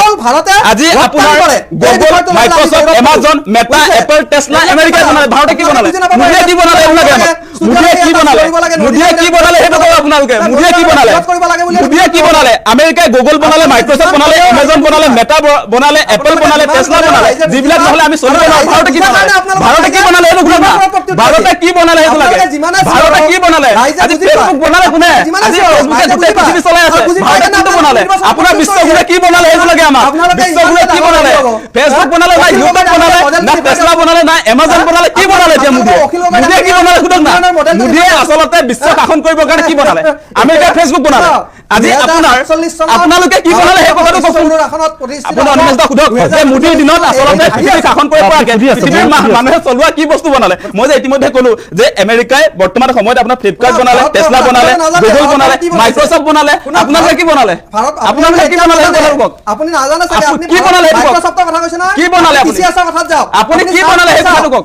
টাটা কনসালটেন্সি সাৰ্ভিস আপোনালোকে কি টাটা কি হেৰি মোদীৰ দিনত টাটা আহিল নেকি টাটা মোদীৰ দিনত আহিল মানে আপুনি উইপ্ৰৰ কথা চাওক টাটা মোদীৰ দিনত আহিল নেকি মোদীৰ দিনত কি আহিলে সেইটো কওক আপুনি মোদীৰ দিনত মোদীৰ বাদ এই 12 বছৰ কি আনিলে এই 12 বছৰ কি আনিলে সাৰ্চ কৰক আপুনি দেখা নাই না আপুনি ব্ৰহ্মোছ সাৰ্চ কৰক আপুনি গম পাব ব্ৰহ্মোছ কি বস্তু মোদীৰ দিনত কি আহিছে আপুনি গম পাব আপুনি চাওক কি আহিছে এইটো চাই লওক তেখেতে বহুত ডাঙৰ ডাঙৰ কোম্পানীৰ নাম কৈছে টেছলা আৰু কিবা কিবি এতিয়া ভাৰতবৰ্ষৰ মানুহে মিঠাতেল কমকৈ খাব লগা হৈছে তাৰপাছত চেনি নিমখ দালি পোৱা নাই গতিকে এখেতে যিবিলাক কোম্পানীৰ নাম কৈছে এইবিলাক মানুহটো শুনিলে বুজিয়ে নাপাব তথাপি মই এখেতৰ 23 কোটি জনতা বিপিএলৰ ওপৰত আহিছে মাননীয় প্ৰধানমন্ত্ৰী নৰেন্দ্ৰ মোদী ডাঙৰীয়াৰ কাৰ্যকালত কাউন্টাৰ থাকিলে ক'ব পাৰিব হয় বিপিএলৰ মই কৈছো শুনি লওক বিপিএলৰ আপুনি বুজি পাইছে আপুনি তো নিশ্চয় এখিনি বুজি পাইছে বিপিএলৰ ওপৰত অহা মানে কি তেওঁলোকে চাউল কোটি মানুহক আপোনালোকে ৰেচন দিছে যদি অৰ্থনীতি দুৰ্বল হয় কোনো চৰকাৰে 80 কোটি মানুহক ৰেচন দিব নোৱাৰে কিন্তু তাৰ মাজত আপোনালোকে কৈছে যে চাউল নিমখ দালি নাপায় আপোনালোকে মিঠাতেল কমকৈ খাওক গাড়ী উঠিব নালাগে ট্ৰেইনত উঠক বাছত উঠক এইবিলাক আপোনালোকে কৈছে গতিকে আপোনালোকৰ যে অৰ্থনীতি ফুটবল সেইটো ইয়াৰ পৰা প্ৰমাণ কৰিছে আৰু এতিয়া আপোনালোকৰ কোম্পানীৰ কথা মই কৈছো শুনি লওক শুনিব নোৱাৰে আমি কথা ক'লে আমাক স্পীচ লাগে এইটো প্ৰতিটো চৌতে এনেকুৱা হয় কথাই ক'ব নোৱাৰো কথা ক'লে শুনি লওক সেইখিনি বস্তু হ'ব কাৰণ আজিকালি কি হৈছে চাওক ডাইৰেক্ট বেনিফিচিয়াৰী যিটো ট্ৰান্সফাৰ হৈ আছে ডাইৰেক্ট বেনিফিচিয়াৰী ট্ৰান্সফাৰৰ ফলত কি হৈছে এবাৰ মাননীয় ৰক্ষা নাই নৰেন্দ্ৰ এইবিলাক কথাৰ ওপৰত কথা কৈ থাকিলে এবাৰ ৰক্ষা নাই এবাৰ 29ত গম পাব আপোনালোকে আৰু 24 ৰিজাল্ট লাগিব এবাৰ ইভিএমৰ গণ্ডগোল নহ'ব এবাৰ কোনো পধ্যে নহ'ব এবাৰ ইভিএমৰ 2029 কৌশিক তেওঁ কৈছে যে 2029ত হেনো বিৰোধী ৰিজাল্ট দিব শুনক ৰ'বা, মোক কথাটো শুনি ল'ব দিয়ক। 2026ৰ কথাটো পাহৰিলে নেকি 2026ত দুমাহো এই হোৱা কথা নাই। মই কৈছো শুনি লওক দুমাহো হোৱা নাই। আৰু শুনক, আৰু আপুনি মোক কথাটো শুনি লওক 2026 আৰু যদি ইমানেই যদি 2026 জনপ্ৰিয় চৰকাৰ আছিল 2026 কি হৈছিলে? চৰকাৰ গঠন কৰিয়ে 2021 চাওক। আজি বিদ্যুতৰ মাচুল 2021 বৃদ্ধি কি হ'ল হৈছিলে? ইন্ধনৰ আৰে মূল্য AJP বৃদ্ধি হ'ল দেখুৱাওক না। গেছৰ মূল্য এজন বৃদ্ধি MLA হ'ল কি দেখুৱাওক না। ট্ৰান্সপৰ্টেশ্যনৰ মূল্য বৃদ্ধি আপুনি হ'ল এজন MLA চবৰে কি মূল্য বৃদ্ধি দেখুৱাওক? কিয় হ'ল AJP যদি মই ইমানে কৈছো, ভালপোৱা চৰকাৰ AJP ইমানে মই কৈছো, আপোনালোকে উন্নয়নৰ এখন সুনামি পঞ্চায়ত আহিছিল কি দেখুৱাওক? চবৰে মূল্য বৃদ্ধি কৰিব লগা কিয় হ'ল AJP ক এইটো কৈছো, প্ৰমাণ কৰে যে AJP এই ক ৰিজাল্ট কৈছো, সন্দেহজনক আপোনালোকে ৰহস্যজনক এখন আৰু পঞ্চায়ত অবিশ্বাস্য কি দেখুৱাওক? ইভিএমৰ বিজুতিৰে তাৰ কৰা হৈছে পিছত ৰিজাল্ট আপুনি সেইকাৰণে আজি নিৰ্বাচনৰ কথা ক'ব চৰকাৰ বুজিছে? গঠন কৰি মূল্য বৃদ্ধি কৰিব লগা হৈছে 29 প্ৰত্যেকখন কথা সামগ্ৰীত পিছত ক'ব। যদি এখন এখন পঞ্চায়ত দুখন এখন এখন লৈছিলে এটা ইমানো ৱাৰ্ড যদি জিকক, উন্নয়ন হৈছিলে ৱাৰ্ড মানুহে জিকক, ভোট এটা দিছিলে ৱাৰ্ড জিকক। আজি চৰকাৰ গঠন এটা কৰি ৱাৰ্ড জিকক, চবৰে আগতে মূল্য হ'ব, বৃদ্ধি কিয় কৰিব লগা এই হৈছে কথা সেইটো নক'ব, কথা উত্তৰ দিয়ক আপোনালোকে আগতে ৱাৰ্ড এটা জিকি দেখুৱাওক 29ৰ কথা পিছত ক'ব এখন পঞ্চায়ত জিকিব আপোনালোকৰ পৰা নাই, নিচিনা আপুনি কেলডেপ 29ত কেলডেপকে চৰকাৰ জীয়াই কৰিব। থকাৰ সপোন দেখাই আপুনি মানুহক 29ত অসহায় আৰু চৰকাৰ কৰিব। নিৰুপায় কৰি আমি নিৰ্বাচন জিকিলো আমি আপুনি বিশ্বকাপ এটা জয়ৰ ৱাৰ্ড সপোন জিকিব দেখাইছো পৰা নাই, 29ত আৰু যেতিয়া চৰকাৰ বিশ্বকাপ কৰিব জয়ৰ লাগিব। সপোন মানুহে আঁকোৱালি ল'ব সেইদিনা বিশ্বকাপ জয় কৰিম বৈপ্লৱিক পৰিৱৰ্তন আনিম এতিয়া পৰা স্পষ্ট কৰি দিলো এটা ৱাৰ্ড জিকিব পৰা নাই আপুনি আকৌ 29ত চৰকাৰ কৰিব আকাশ, বাঘে সদায় মাংস খাব ঘাঁহ নাখায় আপোনালোকৰ নিচিনা জঘন্য ৰাখি তাকো নকৰো চেণ্ট্ৰেল গভৰ্ণমেণ্ট। মোক কথাটো ক'ব দিয়ক অসমত এখানে মোক কথাটো ক'ব দিয়ক চৰকাৰ কথাটো ক'ব ভাল দিয়ক আছিলে। মানে এতিয়া কৌশিক হ'লে কৌশিক তেওঁ কৈছে যে বাঘে সদায় মাংস খাব ঘাঁহ নাখায় কেতিয়াও ঘাঁহ নাখায় মানে কিয় আপোনালোকৰ ক'লে? নিচিনা জঘন্য ঘাঁহ ৰাজনীতি খাব নকৰক। পৰা আপোনালোকতো ঘাঁহো নিদিয়ে। নাই, নাই, শুনক, আপোনালোকে কথাটো শুনি কয় যে লওক। হিন্দীত কথা নাই, তেখেতসকলৰ কোম্পানীৰ ঘাঁহ কথা- ভি নাই ডালতে নাই, তেখেতৰ কথাটো শুনি লওক ঘাঁহ ভি আপুনি। নাই ডালতে আৰে মাংসটো শুনক, বাদ দিয়ক, আজি আপোনাৰ ওপৰত ঘাঁহ ক'ব ভি লাগিব নাই উপায় নাই ডালতে। আপোনালোকে ঘাঁহো নিদিয়ে। DSNL ধ্বংস কৰি মাংস বাদ দিয়ক, আপোনালোকে জিঅ' ঘাঁহো উঠাইছে নিদিয়ে। আপোনালোকৰ এই যে পুঁজিপতি বন্ধু ঘাঁহো নিদিয়ে। তেখেতৰ স্বাৰ্থৰ কাৰণে খাব পৰা আপুনি। ৰাষ্ট্ৰীয় এটা কোম্পানী BSNL ধ্বংস সুধা কৰি চবতো আপোনালোকে celebrity জিঅ' উঠাইছে দিব। পেছনাৰ কথা ক'ব আহিছে সুধা আপোনালোকে চবতো celebrity আপোনালোকৰ এই দিব। ধনী মানুহ এই বুজিছে? ভাৰতবৰ্ষৰ ধনী মানুহ আপোনালোকে যি সুধা ৰাষ্ট্ৰীয় চবতো সম্পদ লুণ্ঠন কৰি celebrity আজি নিজৰ কোম্পানী কৰিছে সভাপতিক কওক আৰু আকাশ যিটো কথা কৈছে যে এইটোৱেই বিয়াখন পাতক, আমেৰিকাৰ এইবিলাক কোম্পানী আমেৰিকাৰ যিসকল চৰকাৰৰ ব্যৱসায়ী বিয়াখন তেওঁলোকে পাতিব। ফেচবুক নিশ্চয়, গুগল খুলি ধনী হৈছে চৰকাৰৰ আৰু এই বিয়াখন ভাৰতবৰ্ষৰ ধনী কৰিব। আম্বানীয়ে BSNL ধ্বংস কৰি জিঅ' উঠাইছে নৰেন্দ্ৰ মোদী আৰু অমিত শ্বাহৰ লগত কুটিল মিটিলাৰি কৰি আপুনি এনেকে যিয়ে আপোনালোকৰ কওক, আমাৰ যি উদ্যোগ ৰাইজে খণ্ড বুজাটো বুজি বিজেপিয়ে আছে। ধ্বংস কৰিছে এনেকুৱা কৰি আপোনালোকে যিমানে কওক ৰাইজে যি বুজিব লাগে বুজি আছে ৰাইজে যিখিনি বুজি পাইছে এইটো তাৰে এইকাৰণে ক'ব ফলাফল পাৰিছে কাৰণ বুজি ইভেমৰ যাব। গণ্ডগোল কাৰণে কৰি আছে কাৰণ আপোনালোকে জানে ৰাইজে বুজি পালে ৰিজাল্টটো আপোনালোকৰ মতে হ'ব সেইকাৰণে এইটো কথা কৈছে কিন্তু আপোনাক কথা দিলো 24 ঘণ্টাৰ ভিতৰত ৰিজাল্ট লাগিব 29ত যিয়ে নিৰ্বাচন নহয় আৰু আপোনালোকৰ এই কাৰসাজি ইভিএম কাৰসাজি কোনো পধ্যে চলিব দিয়া নহয় ইয়াৰ পৰা স্পষ্ট কৰি দিলো আগতে এখন পঞ্চায়ত জিকিলক আমি ভাল পাম আমি বেয়া নাপাওঁ 29ত আপোনালোকে আহক আমি কিয় বেয়া বিশ্বকাপ জয়ৰ সপোন দেখুৱাই জিকিম পঞ্চায়তো জিকিম দেখি লওক। অসমৰ ৰাজপাতো জিকিম দেখি লওক, কিন্তু দেখা কেলডেপকে জীয়াই থকাৰ সপোন কেতিয়াও নাখায় নাই, নাই, দেখাও সপোন বাঘে দেখক। সদায় মাংস খাব আৰে ঘাঁহ কেতিয়াও নাখায় সপোন কেতিয়াও ঘাঁহ দেখাৰ নাখায় নাই। আৰে ৰাইজে আপোনালোক ঘাঁহো নিদিয়ে ঘাঁহ বি নাই লালতে নালাগে আমাক ঘাঁহ মৰি যাম কিন্তু কেতিয়াও ঘাঁহ নাখাওঁ কেলডেপকে জীয়াই থকাৰ সপোনে দেখাও মানুহক অসহায় নিৰূপায় কেতিয়াও নকৰো এনেকুৱা নিকৃষ্ট যদি আমি নকৰো ধ্বংস কৰি পেলাইছে আপোনালোকে বিহাৰী ভোজপুৰী আগ্ৰাসন নমাইছে বাংলাদেশক নাগৰিকত্ব দিছে এটা জাতিক ধ্বংস কৰিবলৈকে আপোনালোকে বাকী নাই নিশ্চয় নিশ্চয় মই ধন্যবাদ জনাইছোঁ কংকন জ্যোতি গোস্বামী আকাশ দলে ধন্যবাদ জনাইছোঁ ছাইদুল ইছলাম বহু গুৰুত্বপূৰ্ণ যুক্তিপূৰ্ণ তথ্য বিশ্লেষণ আগবঢ়াইছে অসমৰ জনতাই বা ভাৰতবৰ্ষৰ জনতাই এই সমগ্ৰ বিষয়বিলাকৰ ওপৰত দৃষ্টি নিবদ্ধ ৰাখিছে মই কৌশিক পাল মই ধন্যবাদ জ্ঞাপন কৰিছোঁ পৰৱৰ্তী পৰ্যায়ত নৰেন্দ্ৰ মোদীৰ অৰ্থনীতি বা NDAৰ অৰ্থনীতিয়ে সৰ্বসাধাৰণ জনসাধাৰণক কিমান দূৰলৈ স্পৰ্শ কৰিব মধ্যপ্ৰাচ্যৰ যুদ্ধৰ প্ৰভাৱৰ ক্ষেত্ৰত নৰেন্দ্ৰ মোদীৰ অৰ্থনীতিয়ে কিমান দূৰ নিয়ন্ত্ৰণ কৰি ৰাখিব পাৰিব এই সমগ্ৰ বিষয় আমি পৰৱৰ্তী পৰ্যায়ত পুনৰ চৰ্চা কৰিম মই বিশেষ ধন্যবাদ জ্ঞাপন কৰিছোঁ বিশেষ অনুষ্ঠান বৰ্তমানৰ পৰা লৈছোঁ বিদায় ধন্যবাদ।